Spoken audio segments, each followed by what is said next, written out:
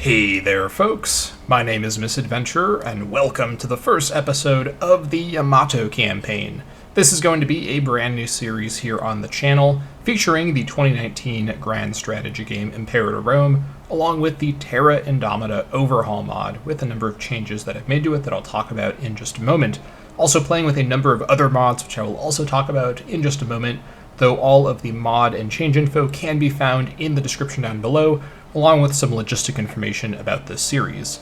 So first of all, I wanted to give everyone an overview of one of my goals with this new series, which is going to be a little different from most of my previous series that I've done here on the channel. Previously, I have talked about my desire to play Imperator Rome in a way that emphasizes min-maxing and efficiency, which I think my many campaigns that I've done have probably done a good job of showcasing, at least my best attempts at it.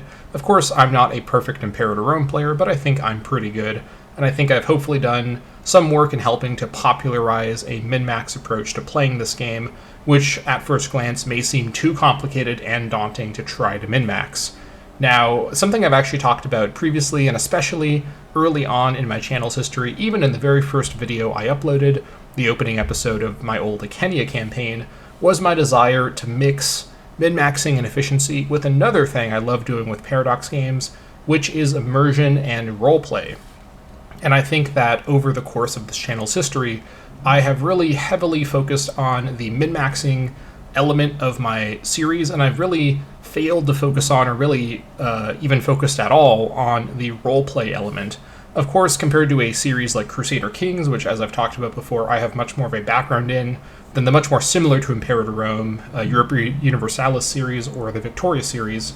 And in Imperator Rome, I think there is quite a bit of room for roleplay and kind of character expression as you're playing as a character, as there are traits, and a number of other mechanics that allow for a lot of storytelling potential, but it is very out of the way. It's very kind of unintrusive to the core gameplay, so you really only get as much roleplay energy out that you put into the game yourself. And so with that in mind, I've decided with this new series to actually refocus on the roleplay and immersion elements of this game that are there, ready to be explored and made central to the story that this campaign can be, while also not forsaking my longtime focus on efficiency and min-maxing.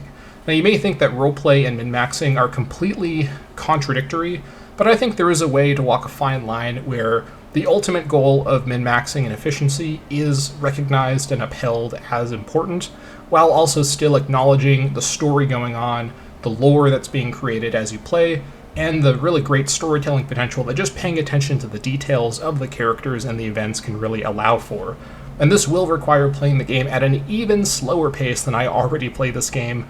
I think in the last couple of campaigns I've done, I have picked up the pace a little bit, as my min-maxing experience with Imperator Rome has gotten so extensive that I can basically min-max while playing at a higher speed pretty comfortably. But I think for this campaign, I'm going to be slowing it down, focusing on the immersion and storytelling that I can do, that I want to do, in my campaigns for this channel. So this is going to be a bit of an experiment, something that my longtime channel viewers may find a little different than what you're used to, but hopefully with the nature of this campaign in particular, you're going to forgive me for playing a bit more slowly, as this is going to be an incredibly brutal campaign that's going to require a level of min-maxing that will force me to min-max, even if I'm also trying to roleplay. Having said that, let's talk for a sec about the way I'm setting up this campaign, the campaign logistics, and the mods that I'm using. So just to pull up my list here to make sure I get all of them, I'm first of all playing with Terra Indomita, which in many ways is, I think, my favorite Imperator Rome overhaul or conversion mod. In my opinion, all of the big Imperator Rome overhaul mods do have their strengths and weaknesses. I think I personally like Terra Indomita the most, because it includes all of the complicated vanilla Imperator Rome features, many of which are made deeper by Terra Indomita's use of the Imperator Invictus changes, but then Terra Indomita also adds in many new features that I think do work well with the vanilla features and make for a more deep and complicated experience for Imperator Rome veterans. I don't think Terra Indomita is very new player friendly compared to Imperator Invictus, so if you are a newer player and you want to play Imperator Rome because you're inspired by my series or from anyone else on YouTube, I don't necessarily recommend Terra Indomita as a first-time overhaul mod to play with, but I think especially once you get really familiar with the core gameplay from either vanilla Imperator, which I do still consider quite excellent, or Imperator Invictus, then I think Terra Indomita is often a great kind of expansion to add on to the experiences you can get from those more vanilla-centric experiences. So playing with Terra Indomita, I am playing with a modified version that I made some changes to for this campaign. First of all, as standard for all of my campaigns, this version of Terra Indomita includes no starting roads, so all of the roads on the map when you start the game for the first time are not going to be present. This is just a personal change that I prefer for a more sandboxy experience. Also along those lines, I'm trying a new coded change that I'm not sure will work. I'm sort of playtesting it here. If it doesn't work, it shouldn't really affect anything in a negative way. But what I've tried to do is remove the ability of the AI to actually build roads at all. So only I will be able to build roads. Again, just because the road networks the AI builds are often kind of convoluted, and I would prefer to just build the roads myself. It's a very, very minor bonus for just me, and I don't think anyone's going to consider this to be a game-breaking balance change that makes this a illegitimate campaign. But let me know in the comments if you are very offended by this change. I'm also not sure if the code that I've used actually works. I've just tried to insert some code that I think will prevent the AI from building roads, but we'll find out together if that has worked, or if this prevents me from building roads, in which case I'll go back in the code and remove the code that I've added to allow everyone to build roads from that point onward. So we will find out together. Next up, I have modified the religion that my nation will start as, which is called the Kodo religion. I've removed all of these starting Kodo Holy Sites, so I can decide where all of my Holy Sites go, or if I'm not getting to it soon enough, the other Kodo tags can build the Holy Sites as well. I've not removed all of the Holy Sites across the map because with Terra Indomita, that would literally take hours of time manually going through the code, as there are so many regions and so many Holy Sites. I just didn't want to spend the time for that, and honestly, I don't really mind other religions having their Holy Sites for this campaign, as that is just more targets to raid and make money from, so that is fine by me. I've also changed the modifiers for the Kodo religion very slightly. I'm not 100% sure if this update I've got in my notes here is entirely accurate, as the religion has been updated as the mod has been updated over time, but I recall at least that this religion had an Omen Duration bonus, and I've changed that to I believe an Omen Power bonus. We're going to see in a moment what the actual modifiers are, but I don't remember if this was a change that I made with an old version of the mod where this religion did have the Omen Duration bonus, or if the mod actually updated and changed it. I don't recall. I think I changed it, but I can't easily check without re-downloading Terra Indomita and undoing all of my changes, so either way, as we're going to see in a few minutes here, once I get into the campaign introduction and looking over all the starting situation stuff, the religion I'll be playing with in this campaign does have a different modifier than Omen Duration. I just don't like Omen Duration as a modifier in a negative or positive way. I just think it's a bad modifier because it makes timing out my omens more complicated for no benefit at all, as you can just reapply an omen for free. In my opinion, by the way, I think Omen Duration is like the world's least useful modifier, negatively or positively. It just makes you confused and adds more time for no reason. Like, there's no reason to have the omen last longer, because even the Omen Power, it like changes dynamically, I'm fairly sure, so there's really no benefit at all to Omen Duration under any circumstance in this game. And then I also have made a change to the difficulty modifiers, and I've changed the difficulty modifiers to remove the player and AI morale modifiers from hard and very hard difficulty. What this means is that on very hard difficulty, for example, the AI will still get all of the bonuses they normally get, but they do not get the land and navy morale boosts of 10%, and the player on very hard difficulty will not get the land and navy morale malices of 10%. This is mainly because I consider morale modifiers to be a very kind of static modifier that doesn't have a lot of interesting things going on. When you're playing on this game without this kind of change in place on hard or very hard difficulty, all of your planning becomes completely fixated on a bit of a morale arms race you have to do with the AI, which, given that you only can get morale from certain sources, forces you to completely focus your strategy on boosting morale, or else you're going to lose otherwise completely even fights. I just think that, in all honesty, the AI is more interesting on harder difficulties when it has a lot of economic bonuses, because then the AI has to use their strong economy intelligently to get a military advantage, as a larger population will result in a larger levy, or more mercenaries, or more legions, and they can definitely still outcompete with you in that production sense. But by having these morale modifiers in place, I think that you, as the player, are just forced to basically cheese the AI in every instance, and you're unable to really have a more diverse strategy of including multiple priorities. One might say that that is part of the point of harder difficulties, is to force the player to be at that kind of disadvantage. But in my opinion, I think this campaign will be more interesting without those morale modifiers in place. And that's because this campaign will be played for the first time on the channel on very hard difficulty. Now, again, this may be considered not a true very hard campaign because I've removed the hardest part of the very hard difficulty, but as we're going to see once we get on to the campaign select screen and I show you the modifiers from very hard difficulty, the AI will still enjoy absolutely absurd economic bonuses that will make me competing with them, even militarily, quite difficult, which is part of the goal of this campaign, is to have a very hard experience on top of having a interesting and honestly kind of difficult starting situation.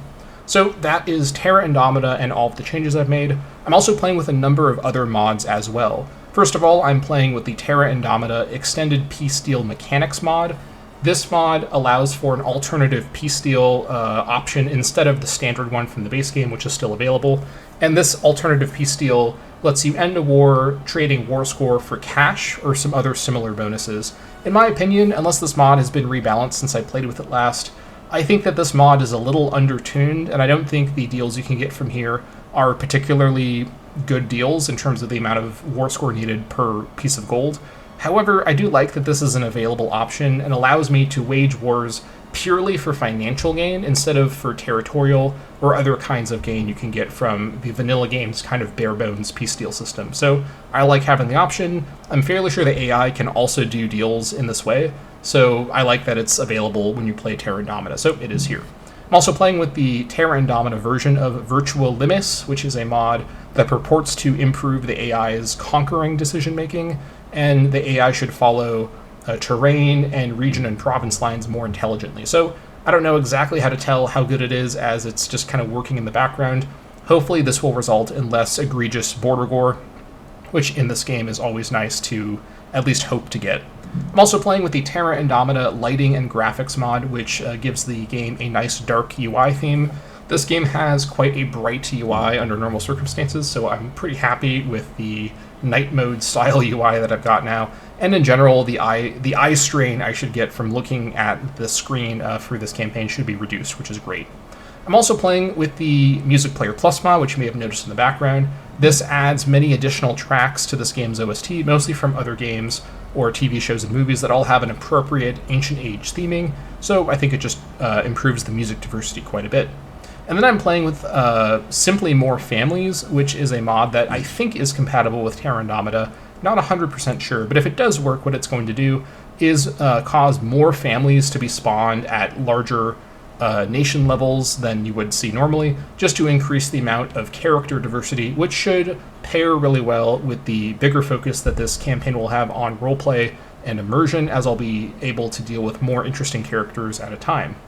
I'm also playing with the Skybox Enhanced Terrain View mod, which I'll demonstrate once we get onto the campaign map here, but basically allows me at a very close zoom levels to angle the camera at a much sharper angle to show the world from a nearly kind of ground level, like looking straight ahead 180-degree view. It's a little hard, maybe 90-degree view is a better way to phrase it, but basically it just lets you see more 3D assets. It's a little glitchy, as the game is not meant to be viewed from this angle, and it's only really interesting for occasional scenic views, but it's kind of fun to have, and it seems to be compatible with Terra Indomita, although of course it is a little laggy, as this is quite a large map, as we're going to see in a moment. Lastly, I am playing with the No Minimum Levy Size mod, which I need to actually spend a bit of time talking about in relation to this campaign in particular, as in all honesty, this is quite an impactful mod for this campaign specifically, as I'm playing in an area of the world where many nations are not going to have any levy at all because of their small starting population, and my opening strategy actually revolves around trying to get additional levy size through some kind of interesting decisions at the beginning of the game, which will change my opening strategy quite a bit from what you would normally see. So no minimum levy sizes is a mod that I like to use for almost all my campaigns. It changes the way that this game's levy system works so that every region that you've got a presence in now has no minimum levy that it spawns. Without this mod, in vanilla or Terra Indomita, regions would by default have 4 cohorts no matter what your population of the region is. I introduced this mod to my mod order for basically all campaigns that I do quite a while ago, as I really dislike the requirement that the old system places on you to engage in a strategy that I call region splitting, where you focus on conquering sections of new regions just to get the additional levies early in the game to give yourself a larger army. This is just a strategy that I think is really uninteresting and forces you to behave in a weird way, as this game is really designed around you investing into conquering as much of the region as possible so that the new governor that you're dealing with and the other regional mechanics are fully supported. But basically, with the way that this campaign will be set up, we're going to see the lack of minimum levy sizes play a big role in affecting the way that all of the nations around us and ourselves have to plan out our opening move. So this is a mod that I'm including for this campaign with quite a bit of testing behind me. I probably have 3 or 4 hours of playtesting this campaign set up with this mod to make sure that it's even doable. And I think I have a bit of an odd strategy to ensure that I can pull off an opening victory even with this mod installed, which would otherwise normally present some pretty serious problems. So having said all that, let's go ahead and hop into the campaign selection map here and talk about our starting situation as the tribe of Yamato. So it's going to take a second to load in here. Let me just take a sip. Whew. All right. I went to Jimmy John's before I started recording, and I've got a allegedly very spicy wrap, which I may try to eat during this recording session. If I die on camera, definitely you're going to know the reason why. We'll see how spicy it is. But either way, speaking of spice, here we are in the east of the world, famous for its spice. It's a phenomenal transition right there. Love that for me. Okay, well, here we are on the Terra Indomita map, which includes, of course, East Asia, and quite a bit of territory. As I've said before, this is one of the most impressive mods, in my opinion, of Imperator Rome, in terms of just the detail, as all of this area is at the same level of depth as the rest of the game. So this is really, truly quite an impressive work of map modding. And as you can probably figure out if you're familiar with East Asian history, we're playing as the Japanese tribe of Yamato. Here we are over on the island of Wa, as it's called at this time, and I'll try my best to refer to this island chain as Wa, which is its name during the period. It becomes known as Nippon, or in English, Japan, later on in history, but we're very much in a very, very, very early period of Japanese history, actually before even the modern Japanese kind of ethnicity or culture really exists.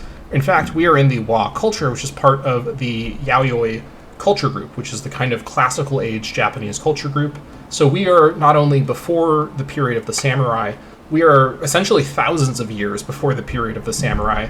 So we are in a very pre-feudal Japanese period, and our knowledge of this period in Japanese history is quite limited. But I'm playing as a interesting nation called Yamato, of course, who have a unique heritage and a unique mission and mission tree, with quite a bit of very powerful and interesting objectives we're going to be talking about at length in just a moment. But as for my starting situation, I am starting on the farmland inland tile of Yamato as the nation of Yamato in the Yamato province, so fairly easy to remember. And let's talk for a second about our city-state status. This is going to have a big impact on our opening strategy here. I've talked about country rank a few times at the beginning of some other campaigns, but just to go over it again, every time we change our country rank, the list of modifiers there changes, and they all tend to increase or decrease in one direction or another. As a city-state at the start of the game, because we have one single territory, we're allowed to join defensive leagues and can have alliances. And our opening strategy will involve making use of some of those alliances for kind of an odd purpose we'll talk about in a moment. As for the modifiers, you can see them on the screen there. The only ones that are really worth noting in particular is that I have a 12% levy size multiplier, which is more than the later levels of country rank, which we'll talk about in a moment. And then we're going to have one mercenary army slot to work with at the beginning as well. And then I have Yamato Heritage. The people of Yamato are natural leaders, blessed with a large and fruitful populace, and are known and respected for their religious traditions, which they faithfully execute with the utmost piety. When compared to their neighbors, their relative isolation has hurt their diplomatic reputation. They are rumored to be untrusting of strangers. So in many ways, I think that it'd be fair to say that the sort of mythological Yamato people are in many ways kind of an early version of the Japanese culture itself. I think that especially people who are familiar with Japanese culture would agree that this is a fairly good description of the Japanese culture historically. It is quite religious. It is also quite isolated, and of course it has a number of interesting characteristics here. So in terms of the heritage modifiers, population capacity of plus 10% is a phenomenal modifier to have permanently. One reduced diplomatic relation is painful. However, because we're starting as a city-state, and because we're going to be starting with neutral diplomatic stance, we are going to have 2 relation slots in total, so this is not going to be too bad. And then we also have a 20% tech investment bonus for religious tech, which is quite a strong game-long bonus. We're going to be able to speed ahead on our religious techs thanks to this bonus. This is going to be, of course, much more noticed later on when we've got more population who are contributing research points to our pool. We are also starting as a settled tribe. Tribal leaders are elected for life by a council of the clan leaders. This is a society that has come to settle permanently in its region, embracing a sedentary lifestyle. Lifelong rulers, 1 military and 1 oratory idea, and when we match up those ideas, we get 12% tribesman happiness. We also, by default, have a 7.50% levy size multiplier from this government form, 5% default civ level, and a bunch of miscellaneous military modifiers, plus 0.15. I think that's morale recovery, 5% morale recovery, I believe. Might just be base morale, I'm not entirely sure from that icon. And then 15% manpower total, and then 20% manpower recovery, I'm fairly sure. And I will talk a bit later about our government situation, as our opening mission as the unique nation of Yamato actually allows us to ascend out of being a tribe into being a kingdom very, very quickly, as in a few days into the campaign quickly, if we play our cards right. There's a bit of a strategy I'm going to employ to increase our chances of this happening on the first attempt, and there is a bit of RNG here, but essentially we're going to min-max our start to become a kingdom very, very quickly, and we're going to actually ignore much of the standard startup that I would do at the beginning of a campaign, as our entire government is going to be completely emptied of characters when we transform into a monarchy. So this will be quite a weird opening if you're familiar with my normal min-max strategy for when my campaigns begin. So we are playing, as mentioned before, as the Wa culture of the Yayoi culture group. The Yayoi are a culture who live in the southern half, basically, of the Wa island, with the Wa group being on this kind of peninsular area over here on the island, I believe, of... Which one is this one? I think it's Shikoku, I'm not entirely sure. I think this one is Shikoku Island. Either way, the people over here, some of them are Wa, and then some of them are the southern Kamaso culture, and then north of us is the Aduma culture as well, all of which are in the Yayoi culture group. And with many Wa nations around us, every time we conquer another Wa nation, those pops are going to be of our integrated pop type immediately, so we are going to be able to snowball as long as we can get started with a conquest or two to get the population to then have a larger levy to work with. So it's going to be a bit of an arms race to get as much population as possible, and we're going to talk more about the population situation in just a moment. Lastly, we are of the Kodo religion. As I noted earlier, the benefits for Kodo, it's Omen Power 5%. I think, again, that in default Terra Indomita, this might be an Omen Duration modifier. I can't remember if they've changed this or if this was my change that I made previously. Either way, Omen Power 5% is a standard bonus for Omen Power for a religion bonus, so I don't think this is an overpowered bonus to have. Otherwise, we get a pop conversion speed reduction of 10%, and a pop assimilation speed bonus of 10%. I definitely didn't add that. That is the default, as far as I remember, modifier for Kodo, and pop assimilation speed is a great bonus to have. Even with a reduction in pop conversion speed, pop conversion tends to be easier than pop assimilation anyways, so I don't think this is going to be too big of a deal. Not to mention, the Kodo religion is quite common around here. All of the people of the Yayoi culture group are following Kodo, and even some of the people over in Korea are following Kodo in the south as well, so that's quite handy.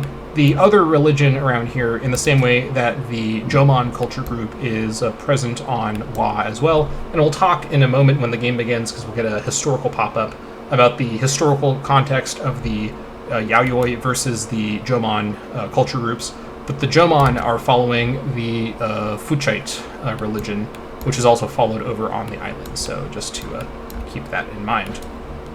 Right, so these bonuses I think are pretty solid. The spirits worshipped by the Wa are a direct reflection of the violent world they inhabit, ruled by an animist pantheon of squabbling demons and gods that can only have their thirst quenched by the blood of worthy sacrifices. The Wa remember the ancient ways and uphold them faithfully. And part of the reason why I think that these modifiers may have been changed by the mod is that this used to be called the Wa religion, as the description implies, but then they changed it to Kodo. This is basically the early version of the Shinto religion, which emerged in Japan after this period, and it's got kind of the original kind of early versions of a lot of the Shinto ideas, but of course it's not exactly the same as Shintoism, and Shintoism also underwent quite a transformation when Buddhism showed up in Japan later on as well. Although Buddhism already does exist in the world at this point, just not really in Japan quite yet. Actually, not just not really, but definitely not in Japan at all quite yet. Anyways, so here we are on the island of Wa as the tribe of Yamato. Let's talk for a second about our incredible starting tribal chief, Yamato Kore.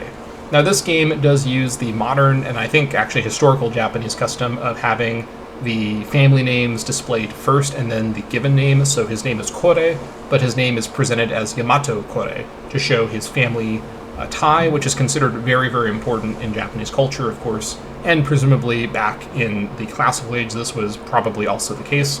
So he is Yamato Kore of the Yamato family, and this is an interesting character, kind of a custom character that the game has put in place here for this interesting nation, with very, very good stats, 12, 11, 9, 12. If you think this is a little overpowered, just know that many of the interesting playable Asian nations actually have really strong leaders in a similar sense. Not all of them do, and not all of them are as strong as each other, but many of these nations do have unusually powerful leaders because these are all interesting nations with custom historical figures leading them. Over in Asia, the War of the Three Kingdoms is kind of getting ready to get organized here. I think it happens after the Qin hegemony. I don't remember exactly. Let me know in the comments if you know Three Kingdoms lore better than me, which is probably most people who know anything about it. But I think the Three Kingdoms period is in a few hundred years, and so many of the interesting mythological figures from Chinese history are actually in play over here. But anyways, we are not in China, we are on the island of Wa, and we're playing as Yamato Kore. And then lastly, we've got our one starting territory of Yamato. We've got 11 Kodo Wa Pops, and they are organized into 7 tribesmen and 4 slaves. Now, let's go ahead and get our game configuration set up here. As discussed earlier, we are switching to very hard difficulty. This is the hardest setting to play in. The AI will be given substantial bonuses while human players will get none. AI countries will also be more aggressive. So I'm expecting a bit more action from the AI. I almost never see war declarations on me from anyone ever in any of my campaigns, and I plan to play this campaign quite ruthlessly, which is actually historically accurate to the culture that has been described in the game so far. So with all that said, as you can see from the modifiers there, the AI will get 50% national tax, plus 0.01 province loyalty, 15% integrated culture happiness, 50% national manpower, minus 0.02 AE change, 1 monthly ruler pop gain, which is actually kind of a wild bonus, but anyways, minus 0.04 monthly tyranny, and a 10% threshold to civil war bonus. These are very, very strong bonuses that I'm hoping will not only make the AI more formidable and require better strategy and more interesting strategy to work around, but will also make them juicier targets for conquest and raiding, which I plan to do a ton of in this campaign, in a way that I actually think would be fairly historical to the classical kind of existence of the island of Japan as something that the mainlander Asians considered kind of a pirate haven. Of course, it was developing its own culture over time, and later in history, Japan did engage in quite a bit of successful conquest of the mainland, but of course, we all know that history, and that has all happened more recently. But there is quite a bit of potential here with my island home to engage in some real pirate behavior, as if I've got naval supremacy, no one is getting onto my island. In real history, the Japanese, and I think the 1200s, were the subjects of 2 attempted invasions by the Mongols, of all people, who attempted a kind of bewildering naval invasion, despite being the Mongols and not really being known for their naval abilities. And if I remember the history correctly, the Mongols were actually sunk by 2 different hurricanes, or maybe it was 1 hurricane, and then they didn't try again. But the Japanese basically, even when their navies aren't in play, are protected by the power of the gods from being invaded. So we shall see if we can get away with some shenanigans here in this campaign. Anyways, let's go ahead and turn Ironman mode on. Even though I think with the mods I've got, achievements are not possible, I just prefer to play with the auto-saving of Ironman mode, just because I'll forget to save if I don't have Ironman mode on, and then I'll be sad if the game crashes. And I'm not going to turn mixed gender rules on, even though I like playing with it, because interestingly, the Yaoi culture group actually has mixed gender automatically, the way that some Celtic groups do. I don't know if this is accurate, but I do know that historically, the ancient Japanese were known for some of their female warriors, so this could very well be accurate. Either way, I'm not going to complain, as this just allows me to make use of many more characters and allow for more interesting stories and character relations to do some roleplay with. As for the game rules, I'm going to keep basically all the stuff that's on my default, but also turn on this one here. And just to explain what they all are, the ones I'm not doing is Chaotic AI or Chaotic Major Powers. This basically changes the game quite a bit and makes it more of a weird free-for-all, which could be interesting to play with as a campaign focused on just that, but I don't think for this campaign it's quite the right fit for what I'm going for. Scrolling back up though, we're playing with these seasonal food mechanics, and notice by the way that many of these reference Invictus, because Terra Indomita was originally an expansion on Invictus, so it has many of these Invictus mechanics still built in. But the seasonal food mechanic means that Invictus adds seasonal food mechanics that make the food system much more realistic and impactful. We're going to be leaving this on for more interesting food mechanics. Larger revolts, Invictus adds a mechanic that makes revolts more deadly by grouping them together when several provinces are close to revolting at the same time. I'm going to leave that on. New Daidoki CB mechanics does not require sieging the provincial capital for technical reasons. We're going to leave this on so the Daidoki stuff is not messed with. Marian collapse. After the death of Ashoka Maurya, the Marian Empire has a scripted event chain to simulate their historic collapse. I'm going to leave this on. And Galatian invasion we're leaving on. Invictus adds the historic Celtic invasion of Anatolia to simulate the historic migration of Galatian tribes. In all honesty, in Imperator Rome, Anatolia becomes a border gore mess very quickly, so even more people showing up in Anatolia would certainly be interesting, so we're going to leave this on. And then what I've turned on here, dynastic Daidoki names. All Daidoki leaders have crowned themselves with the title of Basilius to secure their rule in the regions of Macedon and Thrace. The Antipadrids and the Lysibakids could officially make their kingdoms a personal domain of their dynasties. I'll turn this on just to be consistent with the way the Ptolemaic and Seleucid empires are organized. So with all of that said, let's go ahead and begin the game with the Yamato Campaign. Make sure I've spelled this right. Yes. Here we go. Okay, and then it's going to go ahead and pop up with a historical event that I'm going to read. Here it is. Yaoi Jidai. The island of Wa was once home to many tribes of Jomon people. However, since the latter parts of the Jomon Jidai, the incoming Yaoi people coming from Jin began outpopulating, outproducing, and outbuilding the Jomon. Now, the next step in Yaoi development is upon us, the Yaoi Jidai. The bickering Yaoi tribes will begin to centralize into formal kingdoms. One such tribe would grow to become synonymous with all Yaoi people. Its destiny would last for thousands of years. It would fight countless wars, and it would come to define what it means to be Japanese. Right now, however, the tribe and blood of Wa has yet to take its first steps towards this impressive legacy. The Jomon tribes remaining in Wa, called the Epi-Jomon, are entrenched in the north of the island, and the Duchu to the islands of south of Kumaso. They would not be so willing to give up the rest of their autonomy over their ancestral homeland. Instead, they may look to reclaim their land and usher in a new Epijomon Jidai.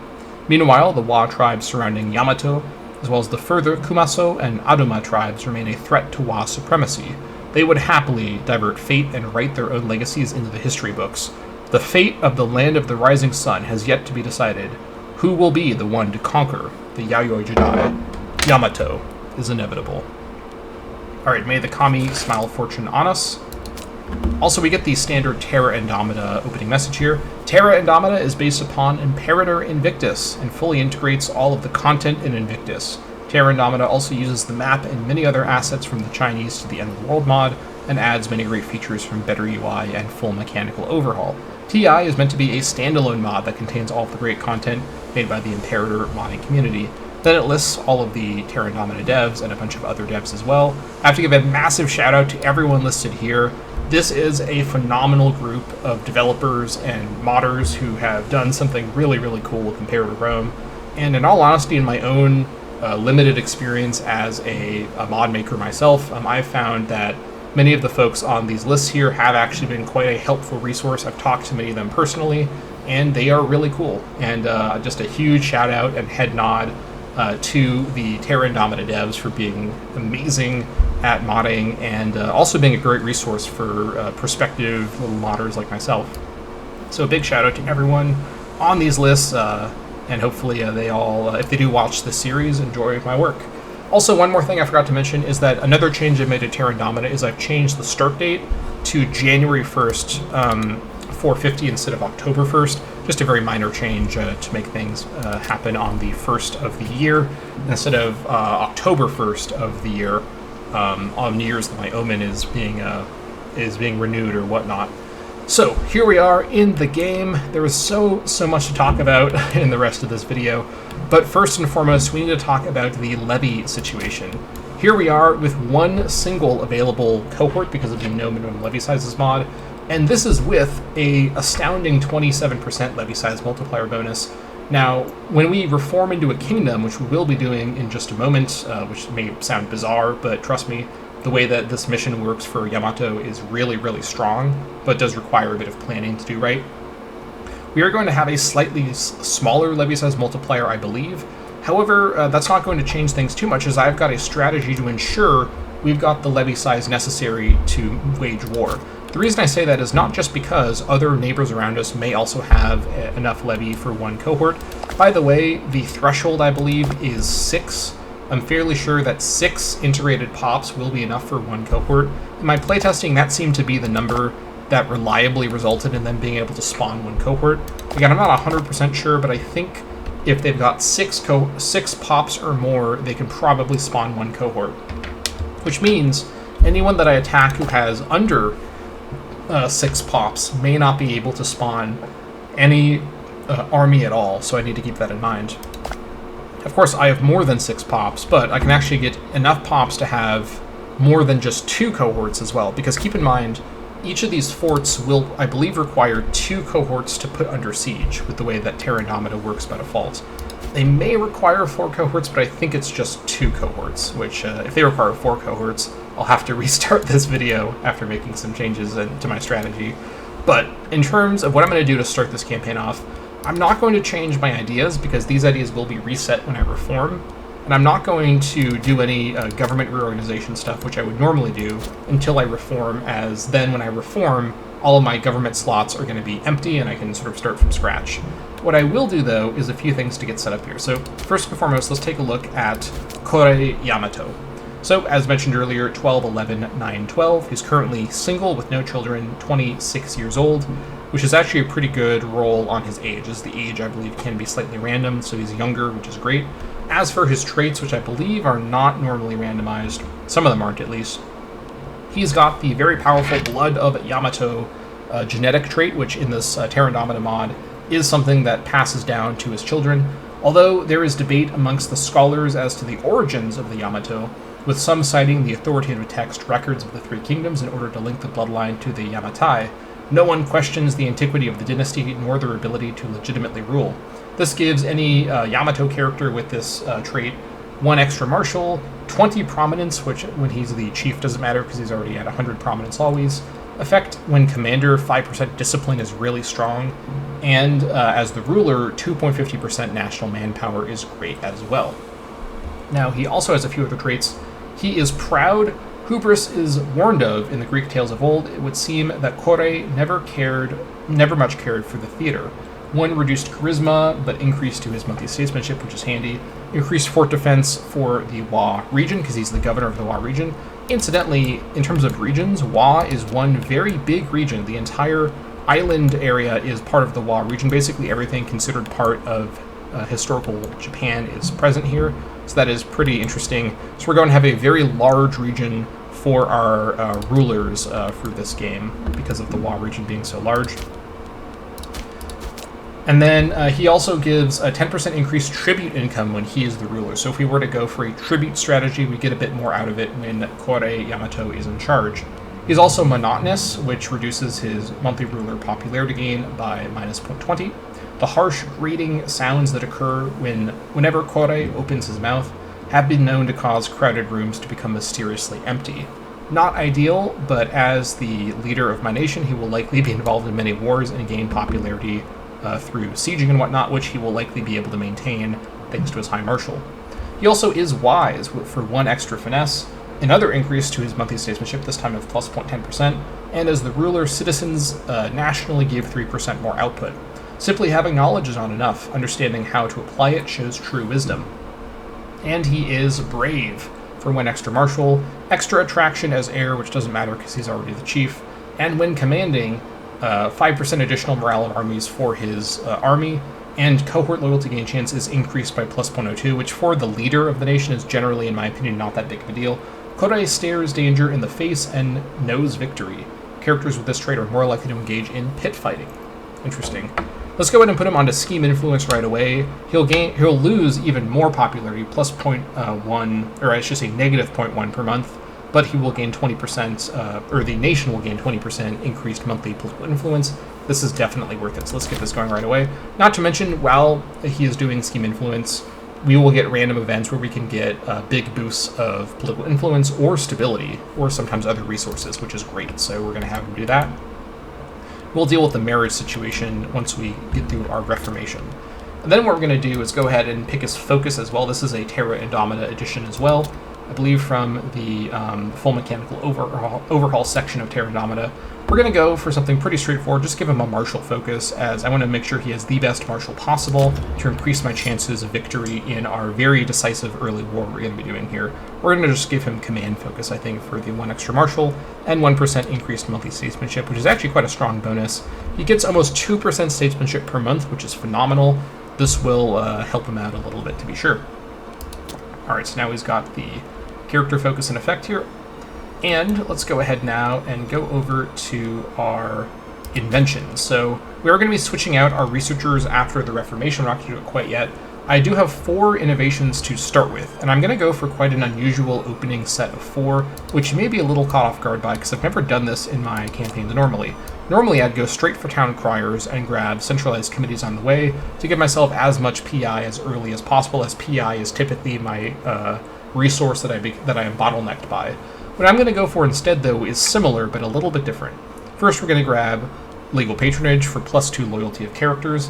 A system of legal sponsorship will establish a means of hierarchy within the echelons of our realm. Grab that first. Next up is centralized committees. Standardizing the bureaucratic tools of our governors by providing them with competent assistance will increase the effectiveness of local government by cutting inefficiency. 20% reduction to change governor policy costs. This will save me on PI in the long run in a big way. And then I'm going to go for something that may be seem a little strange, which is census data. 1 free province investment, and then 5 Wa freemen appearing in Yamato, also giving 5% population capacity permanently to everywhere, and 10% reduced cost to the oratory provincial investment, which, if you don't remember, is the provincial investment that gives additional import routes, which is great to get in advance. I don't think it affects the extra one that is added by the mods, but we'll look at that later. That's the wrong button. Now, the reason I'm going for this is actually pretty specific. In my testing, this is the most reliable way from my opening options when the game first begins to get additional population, enough to get additional levy. So this is going to add 5 Wa freemen. Freemen provide manpower, and when they're your culture, also provide levy size. So the practice of taking census is said to have first appeared in Middle Kingdom Egypt. On a wider scale, however, it became vital to the continued administration of the Roman Republic, providing valuable data about the ethnicity and details of dwellers therein. Alright, so we're going to grab this for the big population boost. This brings us up to 16 population in Yamato with the 5 freemen. They're not super happy as we're playing as a tribe currently. Freemen don't typically like tribes. What it does do though, boom, I now have 3 starting levy size, which is probably at least 2 cohorts more than most of my neighbors. And I think 1 cohort more than what I need to do a siege. But we're going to still ensure things even further from here. Lastly, with the final innovation, I think I probably just want to go towards Town Criers, which I do want to get early on. I could also go for something else that I've unlocked from these routes I've done. I could grab 1 more dip relation through Summitry, which might not be the worst idea just to be super safe here. This isn't otherwise something I'd normally go for. Could also go for AE Impact right away. This also unlocks Triumphal Coins as an emergency pick if I ever have a serious manpower problem, but I don't think that's likely to be a concern given my manpower max at the moment. Could alternatively go for a starter one in one of the other areas, or I could even go for military artisans to get the free province investment and get a province investment going right away. Possibly a trade route slot investment. That's not the worst idea either. Some of these other investments are also quite strong. I do think getting another trade route going right away, though, could be quite nice. I think, given everything here, I probably want to go for military artisans, plus this will open the way for some of these really strong military techs later on, so I think this is probably good to get with my remaining 1 tech point. Guilds of artisans employed by the military ensure that innovation is passed down to those deserving, and provide a hotbed of scholarly thought by which our progress flourishes. I'm actually going to save my free tech for a second while I check my mission, as I think the mission may actually require an investment of some sort. Let me double check that really quick by going ahead and opening up the mission here. So we've got our custom Interesting Nation mission, Heartland of Yamato. This mission goes hard. This is a goated mission that is going to completely define our opening strategy, as this is a very powerful mission that does require a little bit of planning ahead to take full advantage of. So it's strong, but I think fairly okay in terms of fairness. Although again, this is a strong mission, so it's in the game. I didn't change this mission at all, so if you think this mission is overpowered, just remember we're on very hard difficulty and I will take anything I can get. So, in the mountainous countryside of southern Honshu, which again, Honshu is the big island of Japan, or Wa in this timeline, or time period, if one follows the winding paths through the craggy defiles, through the treacherous landscape, eventually your tired feet will reach the abundant farmlands of Yamato, a welcome sight for a traveler's aching back. It is here in this province that is cradled by the surrounding hills like an egg in a nest, where a vision for a glorious future was born. This mission will be considered complete when the heartlands of Yamato have been unified under a single banner, for it is the destiny of these lands to be ruled by one hand. Alright, let's start the mission. Okay, so first and foremost, we've got 2 sides to this mission. The right side actually brings us down to the mission objective that ends the mission, which is control the Heartland. This requires controlling the province of Yamato, so that's pretty self-explanatory. So you'd think we'd be going for preparations for war right away, but actually no. We're going to be going for something else, which is bringing the chiefs together. So before we consider any foreign entanglements, it would be wise to gather a consensus amongst the clan chiefs, for harmony between our peoples remain our primary goal. This requires us to have 50 or more loyalty of our chiefs, which we can do immediately because they are already that loyal. Doing this allows us to gain access to the gather support character interaction. This can be used on clan chiefs to gather support for the upcoming changes in our nation, which you may be able to guess by looking down this tree here. Alright, for a long time, Yamato Kore has been troubled, for there is a puzzle that they have been unable to solve. Can the people of Yamato truly trust the clan chiefs, who are known to be selfish in their desires? How will we know if they will offer their support to Kore when the appointed hour comes? And then one day, when everyone was gathered to make sacrifices, the answer made itself apparent. Enough. I shall personally seek their assurances. Okay, so we can now do gather support, and we need both of the clan chiefs to agree to support Kore before we can do a new way forward. So let's take a look at the 2 clan chiefs that we've got.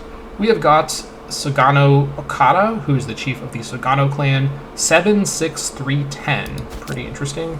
This guy is chaste and pious, quite a religious man by the looks of things here. So we are going to go ahead and attempt to gather support from him. Okay, Yamato Kore has seemed preoccupied for the last few days, refusing to divulge what is on his mind. Despite this minor distraction, as irritable moods are a rare thing for Kore, life goes on, as usual, at the capital. The endless debates among the elders continue, the streets are filled with merchants and tradesmen, and the common people go about their days. The less ambitious might even be satisfied by this state. Yet heads would certainly turn if they knew the real reason that Kore seemed anxious. As we speak, secret emissaries have been sent to Sagano Okada, hoping to build support for a change in government. Even now, our campaign of whispers continue. So this is where the RNG really starts to play a role here. You can either pay 25 gold or pay 50 gold and lose a little bit of popularity, and I'm fairly confident that this second option has an increased chance of success, which would just make sense, or possibly a guaranteed chance of success. I've not done a lot of playtesting of this. If this is not successful, I believe you can reattempt this interaction later, and I'm hoping I just get both of these clan chiefs to agree right away, just to save myself time and headaches. But either way, we're going to go ahead and pay the 50 gold to both of the clan chiefs to ensure, as best as we can, that we manage to convince them to agree to give up their power voluntarily and support our efforts to transform the nation into a kingdom. Alright, there we go.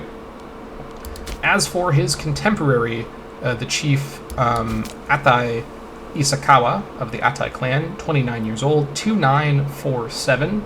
This individual is tolerant and stubborn. Interesting. Let's go ahead and gather support from him as well. Okay, you are aware of what you are proposing, Kore. Atai Isakawa reclines back into a couch, a fierce twinkle in his eye. The hour is late. All of the household slaves are asleep, save for the one attendant sleepily standing in the doorway. Don't worry about Tianbo, he's deaf, Atai Isakawa states matter-of-factly. He won't run off to the elders to report what you are saying. What do you say then, Isakawa? Your support will be vital for what is to come. He'll need a little bit of convincing. More than a little bit of convincing. Okay, we're going to do the payment. There we go. Okay, so we've gone ahead and attempted to convince both of these characters. Now we have to wait a few days to see their replies and to see if we're going to need to make a few more payments, but hopefully by paying them both a handsome sum of 50 gold straight from the treasury, we're able to just proceed right away. Now before we proceed, a few more things we can do before I'm pausing. Let's go ahead and figure out our Omen. Now, keep in mind that in Terra Indomita, there are actually 6 omens, or 6 god slots, not just 4. And a lot of the Kodo gods are very, very good, so I have a number of good choices here. Looks like we've got, in my opinion, the strongest Kodo god already in our pantheon by default, which is great. Ame no Mina Kanushi, who gives a very strong 10% monthly PI passive and research points on Omen. This is a great, great god to just keep forever. The alternative for the slot is actually pretty good too, 5% research points passive and monthly corruption reduction Omen, which would be great. I do have a plan to ensure that I can keep the anti-corruption idea going once we reform in order to make sure that I am attending to corruption. So I'm going to keep Ame no Mina Kunashi in place here. I'm not going to do any stability hits on the gods here, as I want to save stability for the early game here. And then we've got, in terms of the rest of the gods to look for who to pick for Omen, we've got Sore as the deity of justice with provincial loyalty passive, and then Omen pop growth. Let's see. Omen morale from Kagu Zuchi would be interesting, and loyalty to governors certainly isn't bad. I think provincial loyalty is a little better though at this point. We've got population capacity and pop assimilation bonus from Zuki Yomi. This is a phenomenal set of bonuses for my playstyle, and some of these other deities of fertilities are solid as well. Pop growth passive and freeman output Omen is pretty good, especially for once we have a lot of freemen for extra manpower. Global monthly food and pop growth Omen is okay. And slaves needed for surplus passive, and then slave output Omen is alright. But I think pop capacity passive is the best one. Country same religion happiness of 4%, and then monthly ruler pop gain Omen is pretty good as well. What do we have here? Pop assimilation speed 5%, passive is amazing, and integrated culture happiness Omen is pretty good too. Ooh. If I were to change a god, it might be changing this god over to Izanami for the pop assimilation speed bonus passive. This is going to stack really well additively with my pop assimilation bonus for my religion. And then pop conversion speed passive from over here also would be great to help offset the malice for my religion. I think pop simulation speed passive, though, is really strong. Although, if a tile doesn't have any default pop simulation, it's not going to do very much. Okay, and then monthly food modifier from my economy deity, Amaterasu with national pop growth, Omen. Tribesman happiness and freeman output, passive Omen is okay. Aqueduct build cost minus 30% is a very specific passive bonus. Fort maintenance 10%, 10.9% Omen effect is actually pretty good. Interesting. Then lastly, we've got Archer Discipline, and we do have, I believe, one Archer in our Levy, so I guess that is not useless. And Fort Defense Omen with our Deity of War. Ooh. AE Impact passive from Horizon is pretty good. I think I'm not going to change any deities right now because I don't want to spend the stability at the moment. What I'll go ahead and do is, I think, let's see, let me grab, because pop simulation isn't necessary quite yet, as everyone I'll be conquering is also Wa pop, so no need for any simulation. Let's grab Okuni Nushi in order to get the monthly ruler popularity gain. Okuni Nushi was a kami of nation building, business, and farming. He is a descendant of the kami Sosano-o. Okuninushi would eventually become associated with the Western Wa. Alright. Let's go ahead and worship this fine fella for monthly ruler popularity gain. Very nice. We also have 100% unity and 109% Omen Power right now, which is great.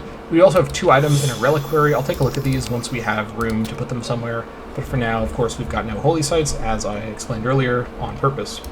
And there's no Holy Sites for the religion anywhere, as per the changes I've made. Next up, let's go ahead and attend to the... Actually, let me check something really quick. Do any of these require a particular investment? City status... Provincial investment of any kind. Okay, so 1 investment of some kind for this one. And we do want to get this for sure for that amazing permanent bonus. Okay, with that in mind, I'm going to go ahead and get a business investment going with the free one I've got. Oh, I've got 2 free investments for some reason. Did I get one for... That can't be right. I guess I've just got one for free for some reason. Okay, well, I guess we'll get 2 going, one after the other. Entice business investments in Yamato. Here we go for the 1 extra import route. Get that going, and then we're going to go ahead and trade for the few resources we can reach from our very isolated position. On top of being on the isolated island of Wa, we're very far away from everybody, and people need to have extra copies to sell, so we're not reaching that many people at the moment, but we will later be able to reach more people as our size grows. Let's just go for what we can reach right now and get wood from Joseon over in Korea. This will give some local manpower. Let's also go for fish from Jingug over in Korea as well for local monthly food. Then we're going to go for salt from Joseon in Korea for local freeman happiness. That should help with our freeman that we currently have actually, which is great. Okay, very good. And I'm going to wait to raise my levy until... Actually,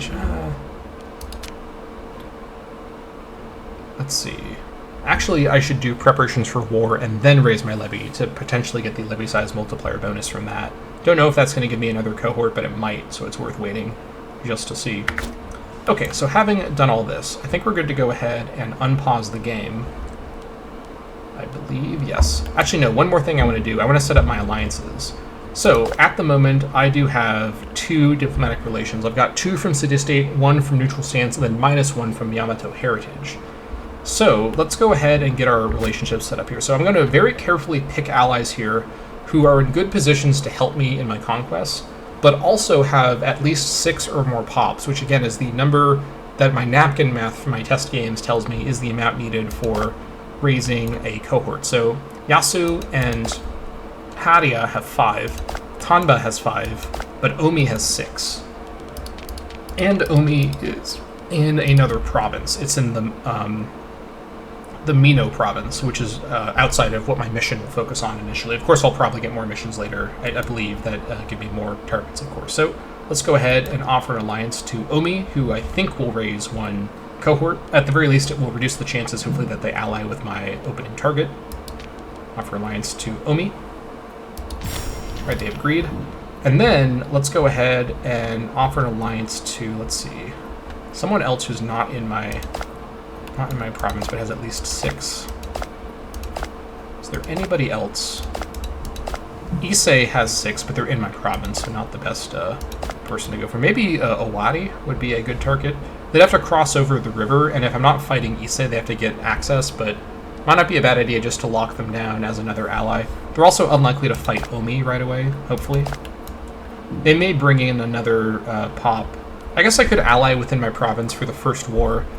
Let me actually do my, let me consider who my targets will be based on my war council, which I should go ahead and do now. The tribal war council can be done right now, even though we're going to reform, and then it'll be on the same cooldown timer. Alright, summons war council summons a selection of your closest advisors to determine a good direction for our next conquest and provide a claim on a neighboring province every 10 years. Alright, war council assembles. Okay, the gruff voices barking over the sound of carousing outside yields an atmospheric setting for the latest meeting of the Yamato War Council. In attendance are several of the council's most well-respected members. Akari, or rather Akata, a well-loved and competent leader. This is the leader of the Sugano clan. Isakawa, of course, the leader of the Atai clan, a well-known rogue and philanderer. And Mati, an advisor of uncertain standing. This is my current wise one. Despite significant discourse, ale, and argument, no consensus is made on the target for our future expansion plans. Akata believes fervently that the Kumano province of Yamato should rightfully be under Yamato rule. It's just a funny way of phrasing it because, of course, anyways. Isakawa and Mati, however, wishes to focus on Igo or Iwa, respectively. So, alright, so this would be targeting Kumato, who is down here. This would be targeting Igo, who is over here. And Iwa is over here. So, who has the most population to steal from? Also, if I were to target Igo, that would open up borders to Issei and Shima. Kumano would also give me a border with Shima. And Iwa wouldn't give me any borders with anybody, so that's another thing to consider. Also, Iwa will be able to raise at least one cohort, possibly two. I think just one, though. Igo shouldn't be able to raise anybody, and I think Kumano won't be able to raise anybody, but of course in the next month, because I can't declare war before February 1st, because of the 1 month rule, they're going to all form alliances with everybody. So I think Igo would be a solid target. They also border, well, they don't border Omi. I could ally with Issei and hope that Issei doesn't ally with Igo as well. I think if I have a claim on Igo, I think they might be less likely to do that alliance. I don't know the AI code well enough. I think going for Igo may make sense.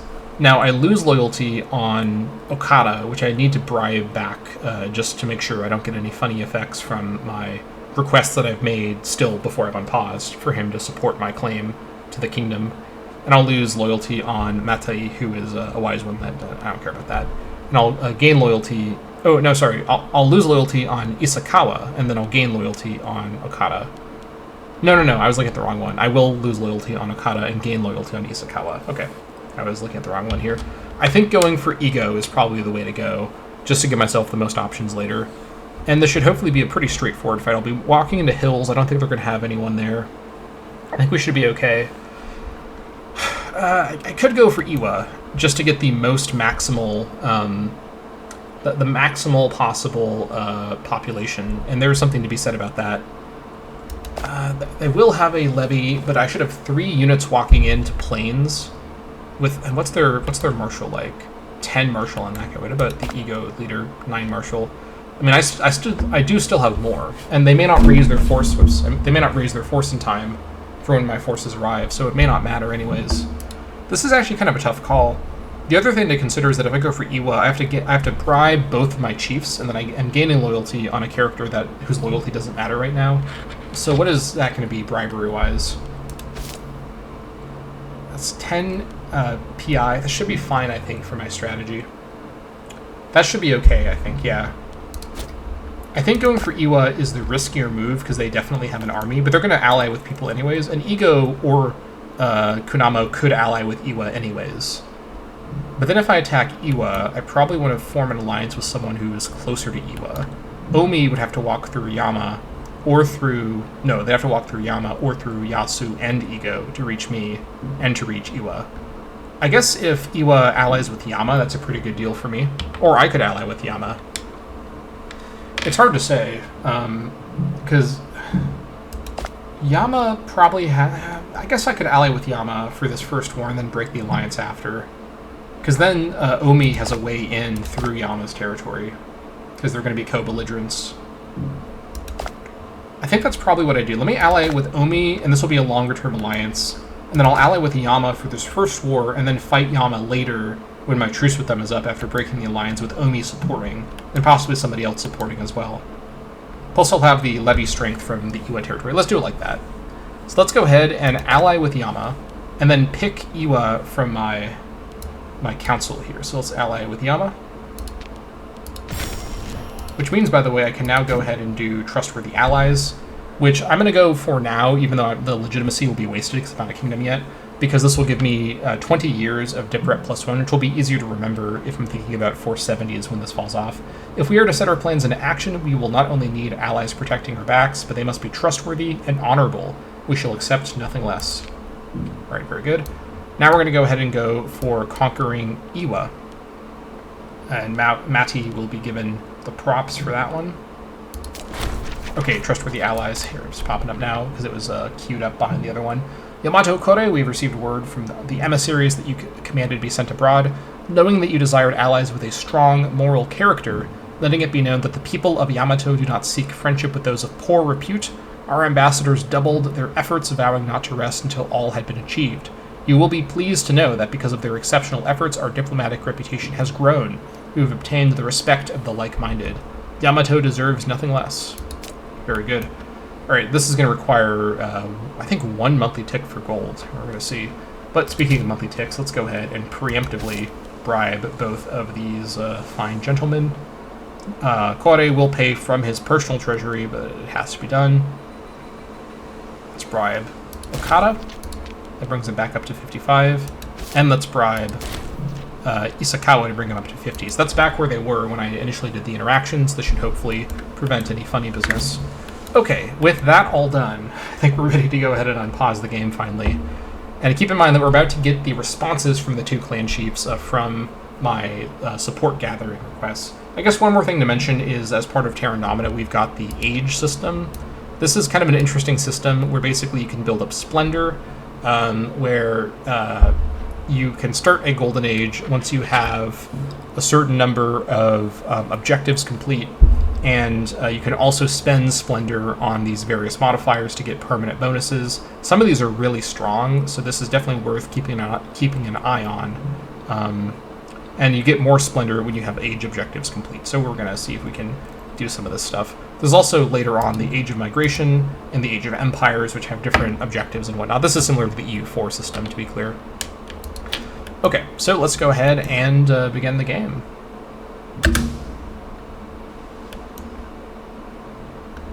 Alright, fingers crossed for good results. Okay.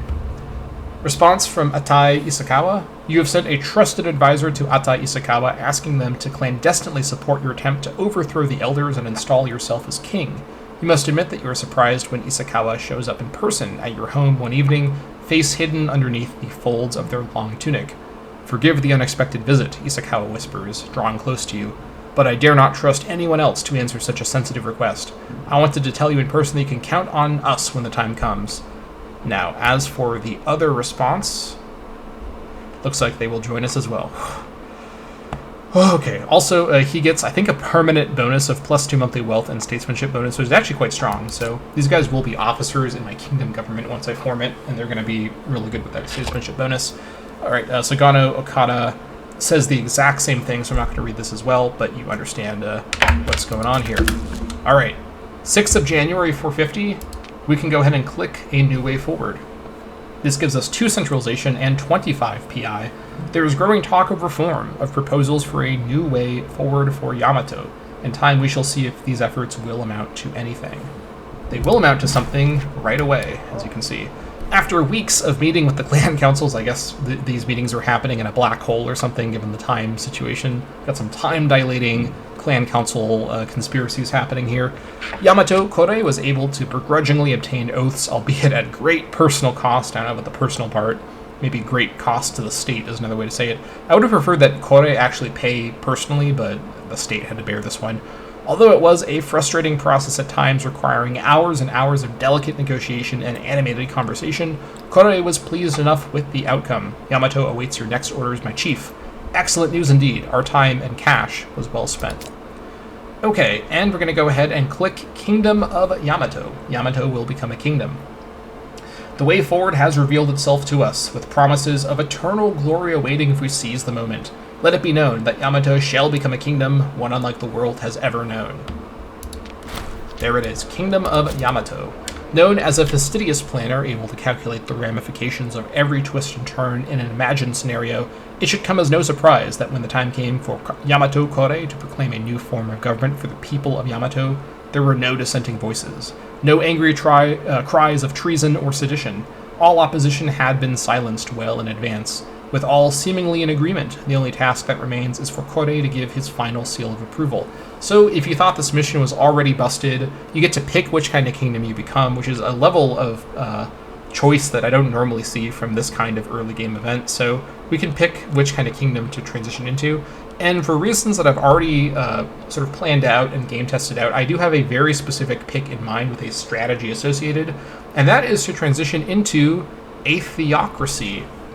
We're going to be adopting the theocratic monarchy government form. We're going to talk about the theocratic monarchy dynamics in a moment, and we will, it says we're going to adopt autocratic, that's a glitch. It will make us a theocratic monarchy after the event is done, and we're going to gain the civilizing tribe modifier for 10 years, integrated culture happiness of 10%, which is actually really strong, monthly civ change of plus 0.10% across the board, which is also really, really good, and pop promotion speed plus 2 for the 10 years. This is just wild. Theocracy is the only way. Alright, we have now become a monarchy, and our offices have been emptied. We're going to actually go ahead and further replace all of these characters as well to give ourselves the most number of characters to work with at this important moment here. So, first and foremost, we're going to ignore the researchers as important positions, as there are a few others that I think are more important to focus on first. Okay, first and foremost, we need to get ourselves a national tax character or steward. So let's go ahead and assign our former clan chief, Atai Isakawa, as our steward. This guy does have that statesmanship bonus, so we're going to go ahead and assign him as our steward. All right, next up, probably of importance, is going to be the monthly civ change, the royal tutor. Let's assign Sugano Matori over here. That will be solid with the 13 loyalty, not great, but things will get better once the scorn is attended to. Okay, and then let's go ahead and assign ourselves a high priest. Let's go ahead and assign Kata Sugano as our high priest. Then we shall assign, let's see here, Master of the Guard to Yamato Okimi. This is one of my relatives. She's got the blood of Yamato as well. Very nice. Next up is Chancellor for AE change. Let's assign, let's see here. Let's assign the slightly better non-family character, Nanewano Ikagasikohime. Alright, we'll assign her as the Chancellor. Very good. Now for Mercenary Army Maintenance Reduction, let's assign Atai Tobe for the martial bonus there. For Court Philosopher, we'll assign Sugano Hakosun over here. And for Physician, we shall throw Sugano Mika Yorehime into position there. And let's see if we can assign the rest of the people to the researcher positions. Okay, Atai Toyo, we'll assign her there. That's pretty solid. I think in Terra Indomita, these traits are glitched, so I'm not going to focus around them. Let's assign Yamato Takehiko to the Civic Advancer. For this one here, let's assign the family character, Yamato Ominago. And then lastly, for the religious one, I guess we'll assign the character who does have the trait. Actually, this, yeah, it does have the chance of giving extra innovations. Hatano Toda no Sukune. Also, apologies for my terrible pronunciation of anything in Japanese or Japanese style language.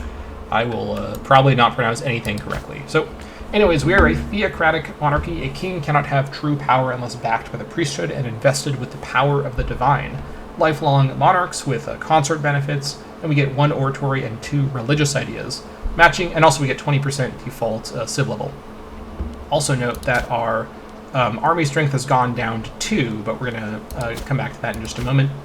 because we now have a slightly lower levy size multiplier. Actually, is this right? I'm not entirely sure. I think this is the same, but we're going to... Actually, no, I can fix this. We're going to come back to this in just a moment. Over in the idea slot, I will match up my ideas right away. Actually, no, I won't. I'm going to do one other thing first. I'm going to use my stability that I was saving to go straight to military service to give myself 5% more levy size multiplier before I raise my levy. I should do this immediately. I could go for mercenary contract law, which would allow me to make use of mercenaries more freely, but there's actually not that many mercenaries on WoW. I've looked at this in test games, but there's basically a mercenary company down here, and then a few that are in Korea, and then the next closest one on WoW is way up here, so they're basically on the edges of the island, so that's not very helpful. So what I'm going to do is change my military reform law from noble retinues to military service. This will increase my levy size multiplier by 5%, remove my cohort starting experience, which is not a big deal, give me 8% reduced unintegrated culture happiness and 5% reduced unintegrated culture group happiness, which I should keep in mind, but 4% integrated culture happiness, which is great, and 10% levy size multiplier in total, 5% more than what I had before. The privileged cultures in our kingdom are given many privileges and enjoy representation in government. In return, they are obligated to all do military service when the state so requires. In return for their service, any soldier will receive an allotment of land to support them. All right. Now, TI does have these kind of glitchy and hard to read pop-ups with black on black text, so just trust me that this is just repeating what was said over here. Let us go for it. Okay, there we go. Now I should be able to still also do my 3 ideas right away. I may wait a little bit in order to have enough PI to do the preparation for war mission, which is going to be a monthly tick, to then get the levy size multiplier from that. Okay. Also, let's check and see. Up to 3. Okay, good. I may get up to 4 with the bonus. I'll wait and see. But as for the ideas, we're going to go ahead and, with the oratory slot, of course, grab Sanctioned Privileges, the best early game oratory idea for the monthly corruption reduction of minus 0.05. By agreeing to look the other way from time to time, we can lessen our reliance on using currency as a tool for bribery. There we go. And then let's see, it's 20, so it should be down to 20, and then I should be able to do it. Okay, we should be fine. Okay, and then for our 2 religious ideas, we're going to grab state religion first of all. Incorporating our faith as a state entity will have significant political advantages. For 5% country civ level and plus 0.02% monthly civ change. Very, very strong bonus. And lastly, we're going to go over to Origin Myth for plus 0.33 monthly ruler popularity gain, a very, very strong bonus for a kingdom. It would give our leadership a much greater authority if we were to suddenly discover that the origins of our nation can be traced back to the heroes of old. Indeed. Now we get, on top of those things, 10% country, same religion happiness, and keep in mind that everyone we're going to be conquering is Kodo for quite a long time, and Omen Power 15%, which puts us up to an absurd 127% Omen Power bonus, which means we're getting plus 0.12 monthly ruler pop gain. We've got ourselves a certified popular ruler right about now. Even with all these bonuses, because of let's see here, because of the amount of popularity decay, it is still going down, but it's going down very slowly, so that is quite nice. Okay, we're going to arrange a marriage for him later. I don't think we need to get that set up quite yet. I don't remember if the later mission for us has some marriage-related stuff. I'll check that between episodes to double-check, but we will arrange a marriage for him sooner or later. He's got plenty of time to get married, so no rush on that one. And our War Council is on the cooldown from the tribal version, so we can do this January 1st of 460. Okay, so we've got our allies set up, we've got our targets set up. Now it's just a matter of waiting for February 1st, which is when we're going to have enough gold to do the preparations for war mission to get the 10 years of manpower and levy size multiplier, and then we can declare the war after raising the larger levy and see as well if Iwa picks up some unfortunate allies. So I think we're good to go ahead and proceed. Whew. Okay. We do still have the 2 slots, so that's good. Let's keep an eye on Iwa and see what they do. Actually, I don't think I need to... Okay, they've allied with Yama, not the best start. I think Yama will probably join them in the war. Yama's allied with Iwa and also with Yasu. Okay. Let's see who else Iwa allies with. If it's just Yama, I think Omi and I can probably handle Yama, even with Iwa joining in, especially with my larger population to work with. And this actually might be fine, because Yama will break their alliance with me to defend Iwa. Let's just wait and see. Kind of unlucky, but this was always going to be a dice roll situation, and Yama is a good ally for Iwa from their point of view, so I can't blame the AI too much. But this is very hard. I do have to make all my moves very precisely, and that is hopefully what I can do here. Alright, let's go ahead and just get over the monthly tick to February 1st. Alright, as I hoped, I can now do preparations for war. The time has come for us to set aside diplomacy. Relying on force of arms will accomplish our will instead. The lands of our enemies await our forces. Prepare our men for war. We spend 15 gold and lose 10 PI, and we gain war preparations for 10 years. National manpower 5%, and a very strong levy size multiplier, plus 5%. Word has spread that the people of Yamato are preparing for war, despite the best efforts of Yamato Kore to keep these martial initiatives a secret. Blacksmiths have been working practically non-stop, making sure that enough weapons and armor have been prepared for whatever it is they are planning. The local farmers have been observed bringing large quantities of foodstuffs to the capital. Yamato is stockpiling resources. It won't be long before we all hear news of the war. The men of Yamato prepare to march. Okay, this one requires us to be at war. And with our extra bonus here, we're up to 4 cohorts. Yes, I knew doing it in this order was going to pay off. I'm going to bring just a massive horde of angry men down on these people. So let's see here. They've allied with Yama and Kina. Okay, that's an interesting combination. I don't think Kina has any levy at all, given their size, which means we're dealing with, I think, 2 cohorts, and then we're going to be joined by Omi. Now, what I could do is ally with a 3rd person right now and then declare the war, but then I'd have to wait a month for the response from the 3rd party. So the concern here is that Omi could actually, that Iwa could pick up a new ally in the meantime if I don't declare war on them right now. Let me go ahead, I should have done this before the monthly. Let me increase army maintenance, and then go ahead and raise my levy at Yamato. Here we are with our 2k stack. The likes of which are not going to be seen anywhere else on WoW, very likely. Let's see, what kind of composition do we have? We have an interesting 1 light infantry, 1 archer, 1 horse archer, and 1 light cav composition here. I guess deception is the way to go. Let's put the light infantry in the front. No. Yeah, light infantry in the front, and then archer in the back with light cav. I guess horse archers will be on the side. I mean, at this size, the actual flanking composition doesn't matter too much. Okay, and then as for whether we declare immediately, we could pick 1 more ally up and get 1 month of reduced PI gain, and then we are guaranteed an ally coming in on the 1st of March. The concern is that Iwa gets a 3rd ally in the meantime. I mean, who could they ally with that would scare me? I guess Issei brings in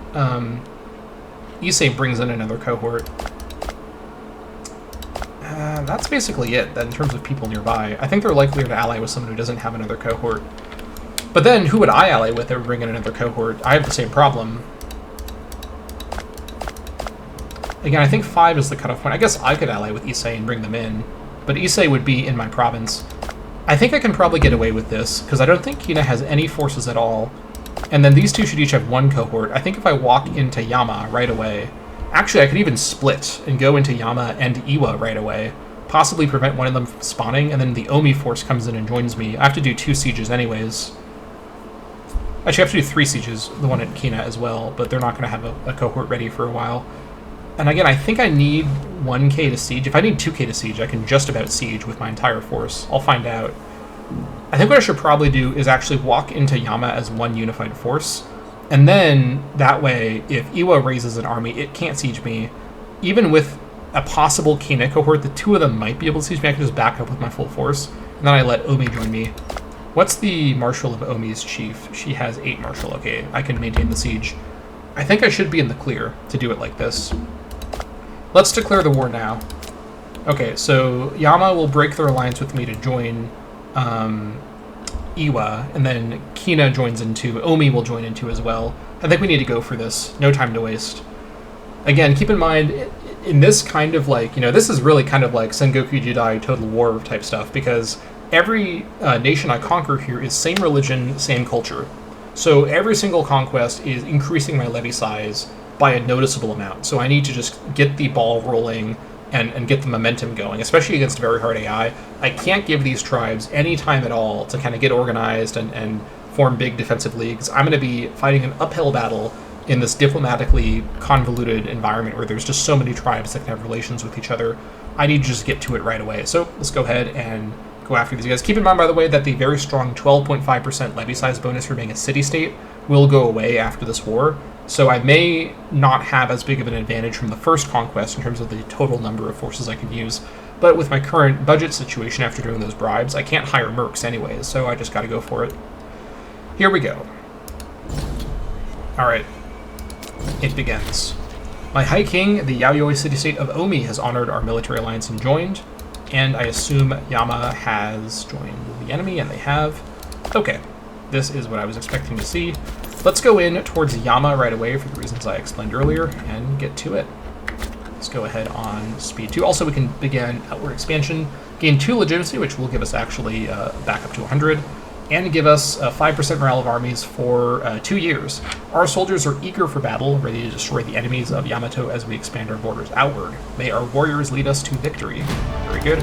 War has erupted. At daybreak, skirmishers from Yamato spilled forth from their hidden camps, crossing the markers that divide territories, and invading the sleepy fields and farmlands of our unsuspecting neighbors. Even now, Yamato Kore has issued orders to show no mercy to our enemies. At long last, we embrace our destiny. May he ride alongside us to victory. This requires us to just control more than one territory. It gives us a bunch of gold, which is great. All right, let us begin. I may stack wipe the Yama force as I show up. I actually wouldn't mind if that happens at all. But if I manage to siege them out, they won't raise their force anyways, so we'll see what they do. Again, I'm basing all of my calculations on assuming that 5 pops is the amount. Oh, they didn't even raise at all. Okay, that is great. I'm assuming that 5 pops is the threshold where you don't have any raisable levy. I'm not 100% sure about that. Okay, we can siege this with 2k. Let me just very quickly test and see if this guy were to leave. It is actually 2k. Wow, I thought it was 1k. That's actually crazy. So I thought that I was min-maxing to give myself a buffer, but I literally can't lose any men at all or the siege will be canceled. So that's a bit of a problem. Now I actually really do need Omi to send a force over to give myself room for attrition. Yikes. Okay. I am not 100% sure how to play around this. This is a level of dependence on the Omi AI that I wasn't really planning for. I guess we can get the siege going. You know what I may actually need to do is do an assault immediately while I can. I probably could get away with it. Maybe. I'm worried about a attrition tick. I guess I can withdraw the damaged unit into my territory for a monthly tick to recover. I may have to do it like that. This is going to be slow going, but I think this is doable. Let me give myself the end of the monthly tick to 35 days. Oh, here we go. Here comes the Omi force. Yes, okay, we are in the clear. No need for shenanigans. As long as the Omi force attaches to me and doesn't do anything else goofy, which, given that this is Imperator Rome, I have... Can someone have negative faith in something? Because that's what I have in the AI of this game, doing 0 goofy things. All right, the Iwa force is walking down to Kina. All right, just come to Yama and then stay in Yama. That's all you have to do. Also, I didn't change my policy, which I should have done previously. Encourage trade is okay. Food-wise, we're in the clear. Let me switch it over to bleed them dry. This is a little gamey, but 36% local tax and 24% province commerce is amazing. My capital province always has 100% loyalty. Enslaved happiness doesn't affect output, it only affects provincial unhappiness, which only affects provincial loyalty. I don't think it has any impact on other modifiers. No, just kidding, it does affect some other things as well. However, I think this is still worth it, because I'm probably not going to have a ton of slaves here, hopefully. And the money bonuses are great. I don't need any assimilation, I don't need any conversion right now. I guess I could go for civilization effort, or for... You know what, actually social mobility might be good. I want to promote these tribesmen up to be freemen. I think I'm going to go for social mobility, actually. Alright, this policy will increase the speed at which pops in a province are promoted to a higher class in order of slaves to nobles. Encouraging a healthy distribution of trades will ensure a well-rounded economy. This will take me from currently 5.6% per month promotion, which is quite fast actually, up to 12.84%. That was definitely worth it. We're going to have some promotion in my capital very quick, which will be great for extra manpower and other modifiers. Okay. 6th of March, please just stand with me at Yama and don't do anything else. That is doing anything else. Why are you going to Yamato? Literally, why? Alright, the misery begins. Okay, let's just see what we can get away with here. Maybe we're going to get a fast siege because that was a partial garrison. What do we have over here? That's more of a full garrison. We shall see.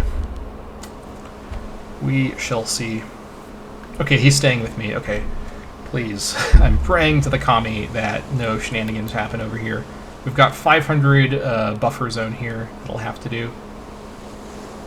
Food shortage, that's a good start. Okay. I'm not going to do an assault because I want to preserve all of my strength. With the closeness to the 2k minimum, I can't do any funny business myself. This is a zero funny business war scenario here. Everyone needs to keep it together.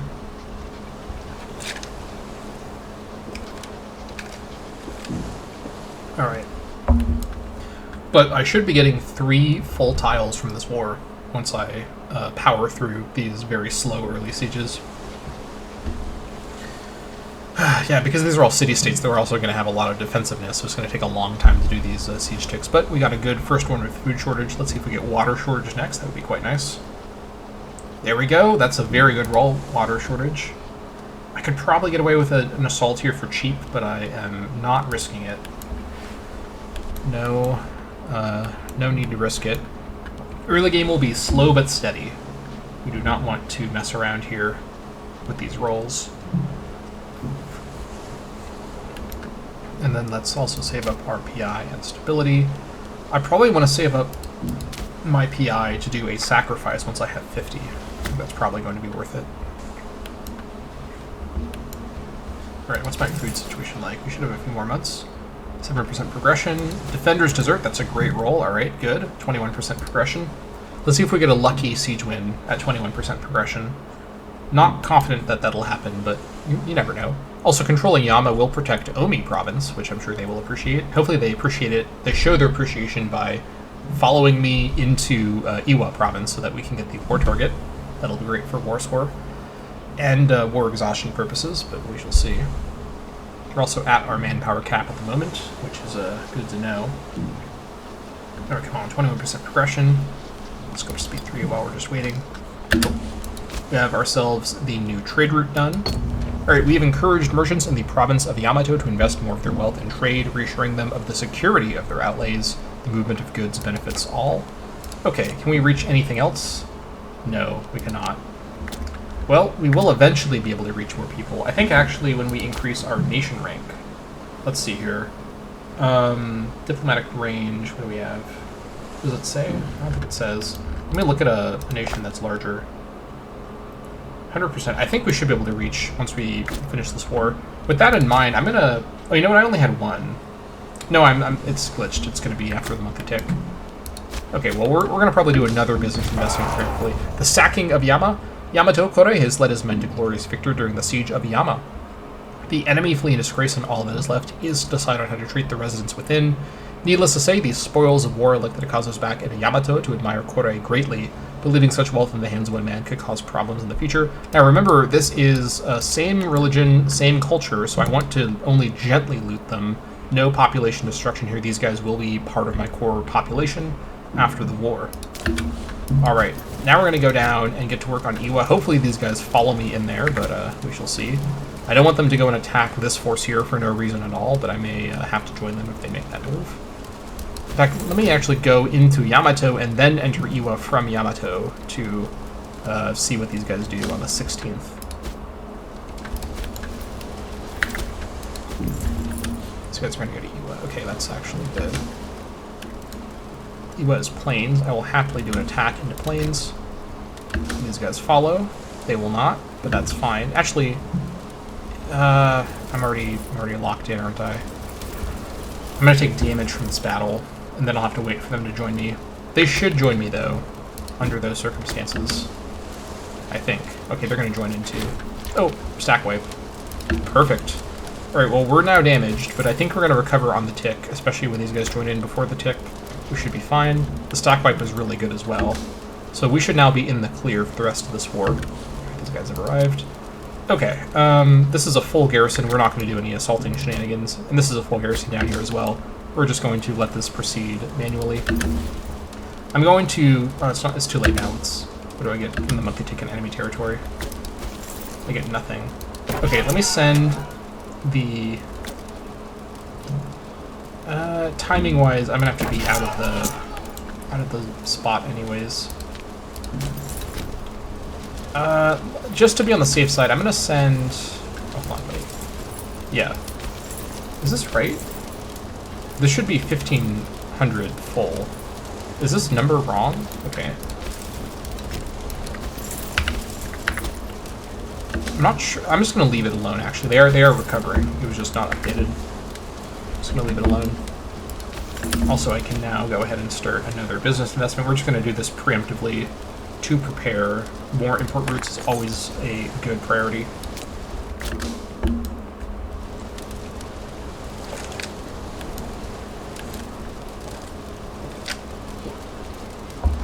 All right.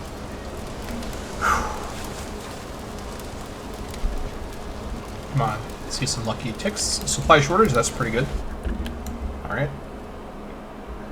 I could go up to speed 4, but I don't really want to go that fast. Let's just let it progress. Okay, I could also increase the loyalty of some of my officers, and I think that's probably worth doing. Sugano Matori in particular is real mad. What's the issue here? Power base. You a family head? Yes. Okay, well, I think free hands for officers is probably okay. It's going to improve my PI.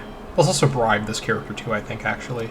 No, that's only for 2 years. It's not going to be worth it for just 2 years. Let's give free hands to anybody who's got a bit less loyalty to increase my PI gain. Could have done this a few months ago, but may as well do it now.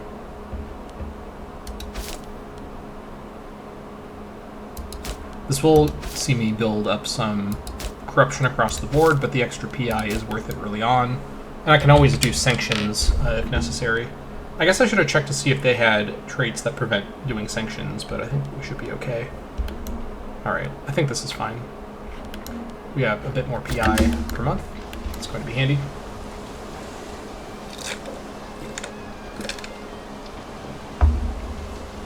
Alright. Come on, let's see a water shortage. Supply shortage, okay, that's still a good event. 4-4. I'm worried when we become I think taking this territory, I'm hoping we keep at least 4, maybe gain a 5th levy. Again, we're going to lose the big levy size bonus from being a city-state when we take this peace deal. We'll see what we're dealing with once we get there.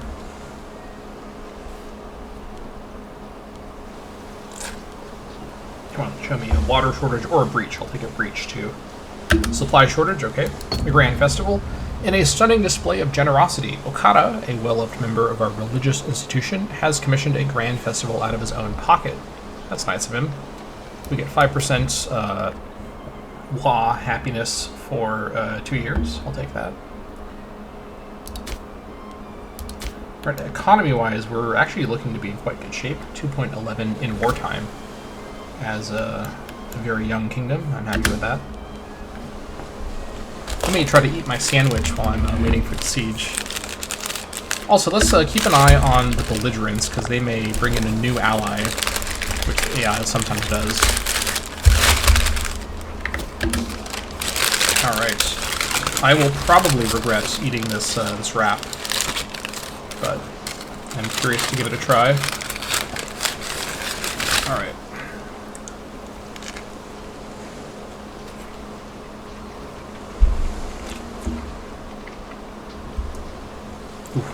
That is spicy. Break brew.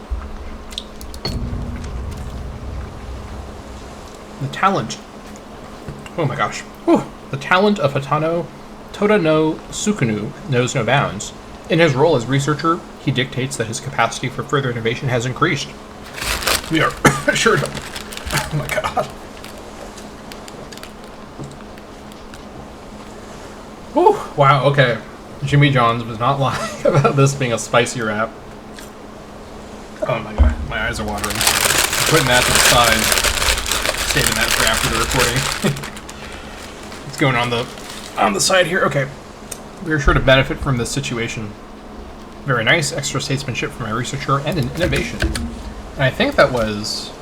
You know what? I think these traits do work in Terra Indomita. I think I'm getting it mixed up with Bronze Age where they don't work. It might be worth... no, we're at 3 of 3. We'll come back to this later. As for the innovation we can grab, I think...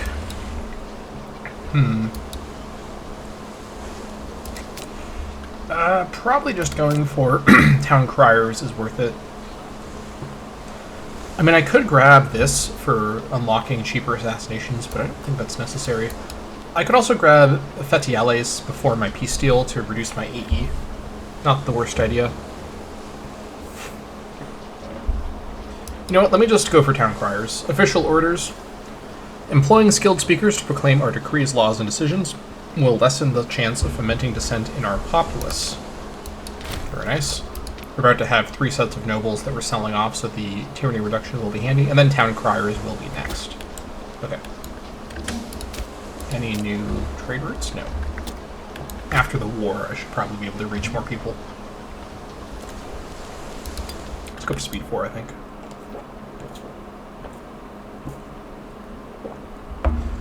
Alright. As I warned, this is a slow opening, but this is going to be a massive opening. Ooh, water shortage is huge. This is going to be a very, very impactful opening for our young kingdom. We're going to have quite the edge population-wise, even if we're losing the city-state levy size bonus. Plus, we're going to get 75 gold from the mission, and a bunch of gold from selling off the nobles, meaning we can possibly hire a merc company to give ourselves the edge in the next war, which I should start to plan out, in all honesty. Also, the second commercial venture is done. Very good.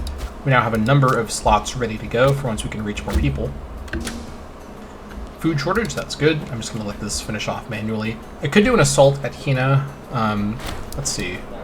This is an infantry cohort, so if Omi is there, I might be comfortable doing it. I'll think about it. The preeminent Atai Tobe. Some say that throughout Yamato there is one constant. The deeds and character of Atai Tobe precede him, from the villas of the capital to the shabbiest border town. Tobe has risen to great prominence and position as a public servant, an aristocrat, and through his legendary private soirees has the ear of everyone worth knowing in Yamato. He could no doubt make a useful domestic ally. This is my marshal from the Atai family. He is lustful and a coastal raider, an interesting combination of traits. Quite a pirate-style character, actually. I also love his drip. This guy showed up to the event wearing one of those World War I optical illusion battleship paint schemes as his outfit. If you are, I guess he is a coastal raider, so that does make sense. So if you are a World War I era lookout for battleships and you're looking for this guy, you're not going to spot him. This guy's ready for some coastal raiding. All right. I think befriending him would be actually quite a good development. He would have quite a lot of loyalty. Kore would gain some corruption, which isn't great. He is losing corruption at the moment, so that would go away eventually. Although this is only for 60 months, but the friendship would be more permanent. It would also gain popularity and rival him. Don't think that's a very good idea. I think of these options, I think I have quite a few friend slots. Yeah, I got 14 friend slots. In Terra Indomita, you can have so many friends, it's absurd. So you should basically always become friends if you think it's a good idea. And this is probably a character I'll keep around for a while. 9 Marshal is pretty solid. Let's invite him to an exclusive banquet. That is 5 gold loss. That's more than fine. That's about 2 months of gold. The corruption will be lost eventually, and the friendship does give loyalty, even if the loyalty gain is only for a few years. And the Atai family gains some prestige. That's fine. All right. Very nice. Now he's very loyal. That's even more PI. We have Pretender support. Okay.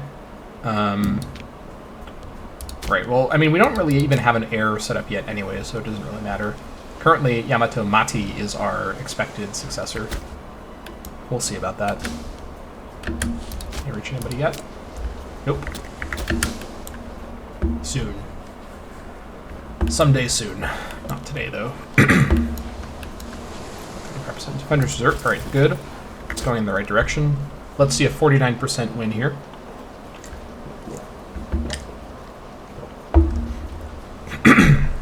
Man, that wrap was really spicy. I like spicy food, but that was just brutal. I'm going to eat that off camera. Peppers dessert again. Okay. I'm thinking about it, but not thinking about it too conclusively. As for my next war, let's see. Kina will be dead. Iwa will be dead. Awaji is not in my province. This is... oh, man. Maybe Ego next? I guess I don't have a claim on people. I will need a claim, won't I? Yeah, none of these give me claims. I guess I should fabricate a claim, shouldn't I? Because I don't have a way to attack anybody else. I could have done that earlier. I wasn't thinking about that. It's going to take a while anyway, so this is fine. Yeah, 75 gold on that. Farm settlement anywhere. City and Yamato. I can actually do this as well, preemptively. Do I get city status from something? I don't think I do. I assume not. If I got city status for free, that'd be a little absurd. Though this is a very strong mission, so it's not necessarily out of the question. Okay, 200 gold and 50 PI. I mean, the gold, I'll probably have enough gold. You know what, let me actually save... No, I need to keep the wars going. No, hold on, that's not right. I can get it... I should probably get the city going sooner. I think saving my PI for the city is actually worth it, to be honest. Because the city is going to take 2 years anyways. Then I'll be able to get the claim going in the meantime. So let me save up to 50 PI and get the city going.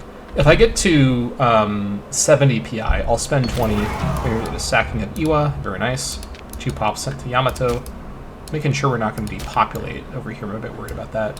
Alright, we've read this event before. Gentle looting. Alright, down we come down here. Hopefully these guys follow me and there's no funny business. Can I reach anybody yet? Nope. Fortress under siege, very nice. 20% beginning, that is solid. Let's see if we get a breach, and that would make my life much easier. Okay. So far, so good. I know that, again, this is kind of a slow start, but as you can see, I have a lot working against me here. I have to make my moves very, very precisely. I think Ego's at war with somebody. No, they just have their army raised for no reason. They have a Casus Belli on Yasu, and they have a Casus Belli on them from Shima. You know what? Shima has broken all their alliances. But Shima doesn't border me. I could attack Yasu next. Who do they bring in? Yama's going to be dead. Oh, they're allied with Omi, so that would break my alliance with Omi. Also, Yasu's not in my province, so what am I talking about?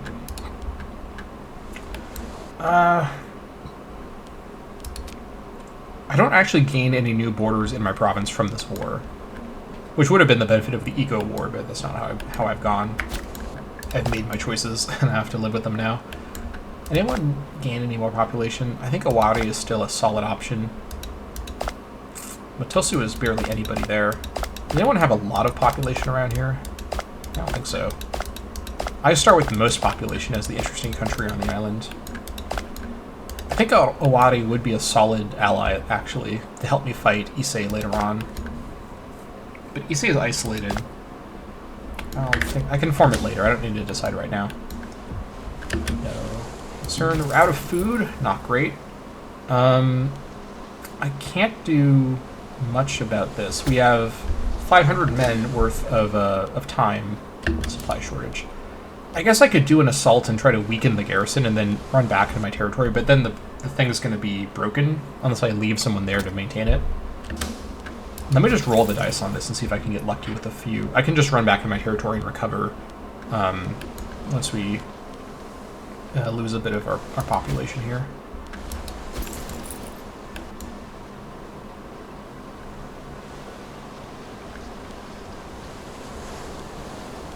Alright, can we not eat from the local area? I wish we could. I guess not. Food shortage, that's a good roll. What is Ego up to?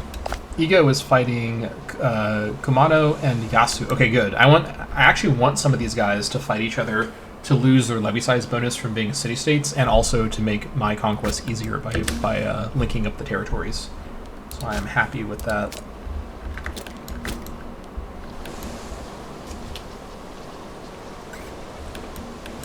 Alright, these guys should face no resistance, because these guys also don't have a fort, because they're a... I didn't even notice that. They've got a port, not a fort. That is a poor decision by the AI right there. Unfortunate for them.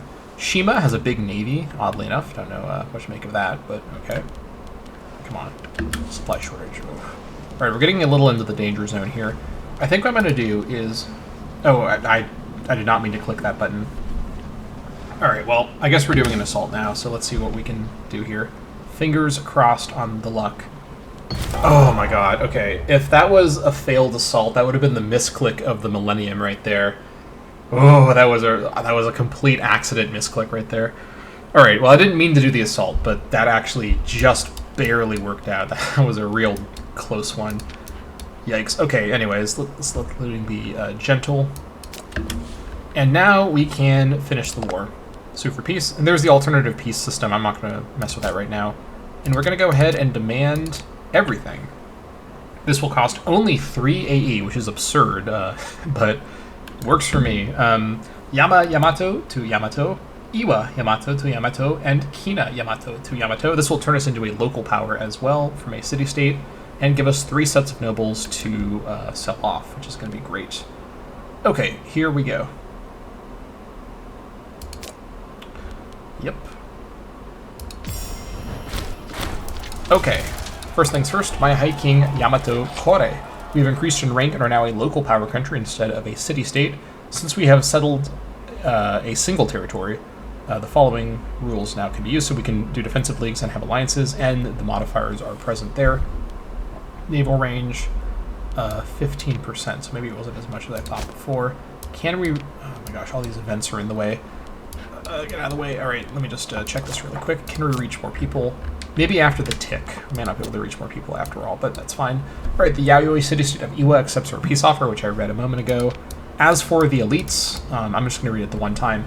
After a protracted conquest, we finally routed the Iwa armies and laid waste to their lands. During the sacking of their capital, many important prisoners were taken, many of them having previously held important positions in the Iwa clan council. They now languish in our dungeons, awaiting whatever fate we decide to impose upon them. I'm going to go ahead and imprison everybody, lose a little bit of popularity, but we're going to gain a lot of money from this, which is great. And then, the Yamato nation has now grown quite a bit. We can also go ahead and do the first steps for 75 gold. There is much wealth to be extracted from the people surrounding us, and because our wars of conquest have been so expensive, the first step is to get our financial house in order. Yes, indeed. We have received a message from our financial administrators, my chief. I should say my king, but okay. And no, before you ask, it is not an unexpected bill. Quite the opposite, in fact.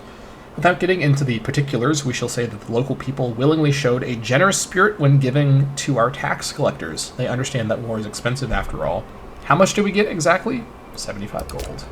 Very nice. We can also do on proper footing immediately because we have 4 territories. This gives us a very powerful 10 years of 1% population happiness and plus 0.02 monthly stab change, which I am more than happy with.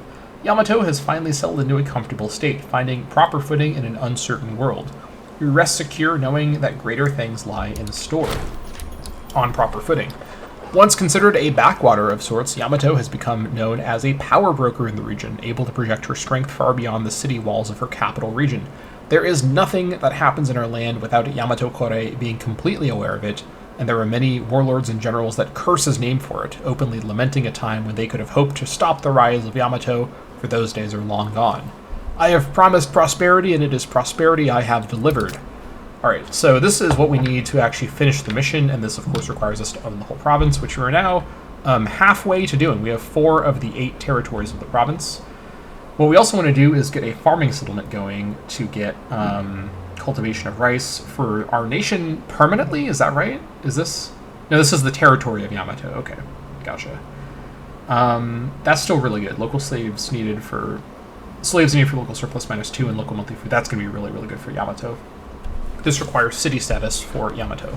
And because we have no claims, I think it is still going to make sense to wait to do our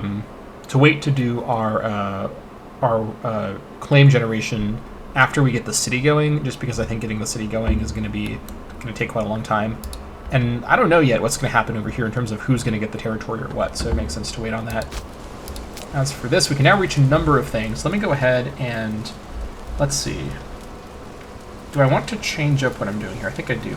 First of all, I do want the double livestock for pop promotion speed. That is definitely worth it. And I can get double livestock right away. Let's trade with Chu, who we can inexplicably reach, and trade with Donghu. Oh, I must have had another trade route from being a city-state. In that case, let me go ahead and cancel, I think the... let's cancel the fish and trade in another livestock from Donghu. There we go. I do want to have the livestock bonus. And then otherwise, cancel the wood. Reduce manpower. Actually getting a surplus of fish wouldn't be the worst thing ever. Even if that means losing the Freeman Happiness, this gives me national Freeman Happiness. This is worth doing. Let me cancel the salt and go for double fish with Chi and with Jingug. There we go. Alright, see, it was worth it to get those investments ahead of time. I was planning ahead. Okay, very nice. And then let's go ahead and consider the fort situation. We're going to be paying for a lot of forts here if we don't attend to this. This is going to be real dire. Let's also check and see here. Okay, 4 of 5, so we do want to actually lower and re-raise before any more wars. Let's see. It says 4 months, but I think it's going to be more than that. It's going to be 11 months. That's perfectly fine. Let's go ahead and lower our maintenance down to minimal to make a bit more money. And then we're going to lower our fort maintenance, but then also go ahead and destroy some of these forts. As for where I want to keep the forts, I think at the moment, having just Yamato be fortified is fine. I think I will destroy all of these forts, to be completely honest. I think I will eventually want Iwa to be the port city of Yamato. I think it's the best option of the various options. Yama is hills, which is okay for cities. Well, no, actually hills is 2% reduction to civ level. Am I getting it mixed up? Maybe that's a TI change. I thought hills didn't reduce civ level. Am I thinking of forest? Are there forests around here? Forest reduce civ level 2. Okay, maybe it's an Imperator Invictus change that hills don't reduce civ level. Anyways, plains I think is the best for my port city for Yamato over at Iwa. Hills, and then everything else is too far away. Yeah, okay, so let's go for that. So Iwa will eventually be a city, but for now, to save on money, I'm going to defortify these other locations. And then Iwa, do I keep a fort at Iwa? I can probably afford it, but I'll make more money without this fort. And this is protected by Yamato for now anyway, so let's go ahead and destroy that. I could also build a farming settlement here. And I probably do want to, in order to get that mission. Even if I want to make Iwa a city later on, I'm in no huge rush to do that. I don't think I have the money to support multiple cities in my province at the moment. Although I will make it a city eventually. Let me think about this. Are any of these farming locations as well? I think I can build a farm out of honey. I'm fairly sure. Let's see. You're dealing with the... here it is. I think that's allowed. Let's see. I believe so. The farm would be destroyed upon becoming a city, so it'd be a bit of a waste. But it would let me do this mission earlier. And this is good to get early on, I think. But in my province, I could build a farm at Shima or a farm at Ego as well. I could wait on that. Let me consider that, but first let me go ahead and manage my prisoners. Standard consideration here, if we're looking... Oh, 14.50, holy moly. For her? Her stats aren't that good. Is there something about her that makes her worth that much? Okay, that's a lot of money for a character. Normally, slave value is based on their stats, so this is much more than I was expecting. I will take it. All right, 7.50. I've got a lot of tyranny room. Let me be a bit greedy here. I'll make slightly inopportune trades or sales. 6 is on the edge. I don't know about that. I think anything above 5 I'm going to justify for now. Let's get down here. 3, I'm going to release you. 9.50, I'm going to sell you. 9 is a sale. You are a baby, I'm going to release you. 9 is a sale. 8.50. So I also know that these are same religion, same culture. So I could be recruiting these characters into my government, but I don't think I need to. especially with with both genders allowed as officers. I don't think there's any reason, any like need or reason to have extra characters necessarily. So I'm going to try to min-max this. Slavery 7.50. That's probably worth it. 13. Wow, these are some valuable prisoners right here. All right, this guy's got an amazing hat. Look at that. Off he goes. There we go. All right, that is 408 gold right there. Look at that. Almost 10 tyranny. That will go down at a slow pace, but it will go down. Okay, can I reach stone at the moment? I don't think I can. Cancel the sheet for a sec. Let's see. Where's stone on this list? Here it is. I can't reach stone. Okay, gotcha. Bring in the sheep. With no stone, I have to do this without the bonus. That's fine, though. Let's see. I guess the thing is, I want to use Iwa as a city later, so this would be a waste. I'm still going to be doing this mission. Let's see. Because this I can do once the war's done. Then I have to wait for building the thing. This is going to require a bunch of buildings. This is worth waiting for, so I think I will end up being on this mission for a bit longer, even once I finish this war for this one. So I think it's worth it to wait. So I'm going to wait to do the farming settlement until I get another tile other than Iwa, because Iwa is a good tile for a city location instead. So I'll save the money for now. And then, let's see here.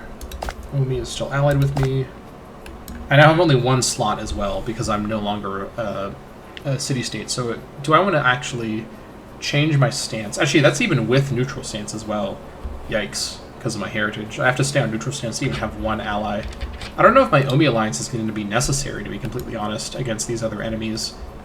I think what I'll do is I'll keep the Omi alliance for now, because I don't think I have a better stance. I mean, the other stances are good. Oh, there's also more stances in Terra Indomita. I forgot about that.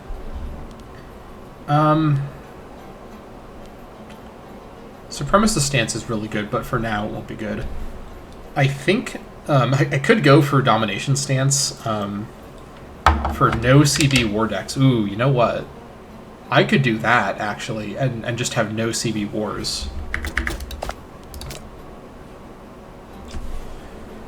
Ooh, that's a really interesting idea. I could really embrace the total war energy of this campaign. Shogun 2 style.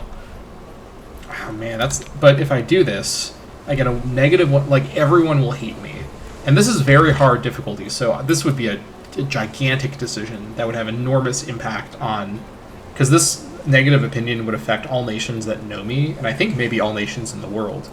This seems like a huge risk to do in a campaign like this. Sure, at the moment, I've got the Levy strength compared to my neighbors, but I'll eventually be dealing with mainlanders who are going to easily outnumber me. It's a lot to consider, but I'm going to consider it all in between this episode and the next one, because this is going to be a good stopping point. I have the new episode duration policy of around 2 hours for this series. So thank you all so much for watching this premiere episode of the Yamato campaign. I hope you've all enjoyed. Please let me know in the comments what you think about this first episode and any thoughts you've got on how the campaign is going and where it can go from here. I would really appreciate your feedback. And let me know in the comments what you think about my new goals for this series and the way I plan to play it. But either way, that's going to be it for the first episode of the Yamato campaign. Thank you all so much for watching, and I'll see you all next time.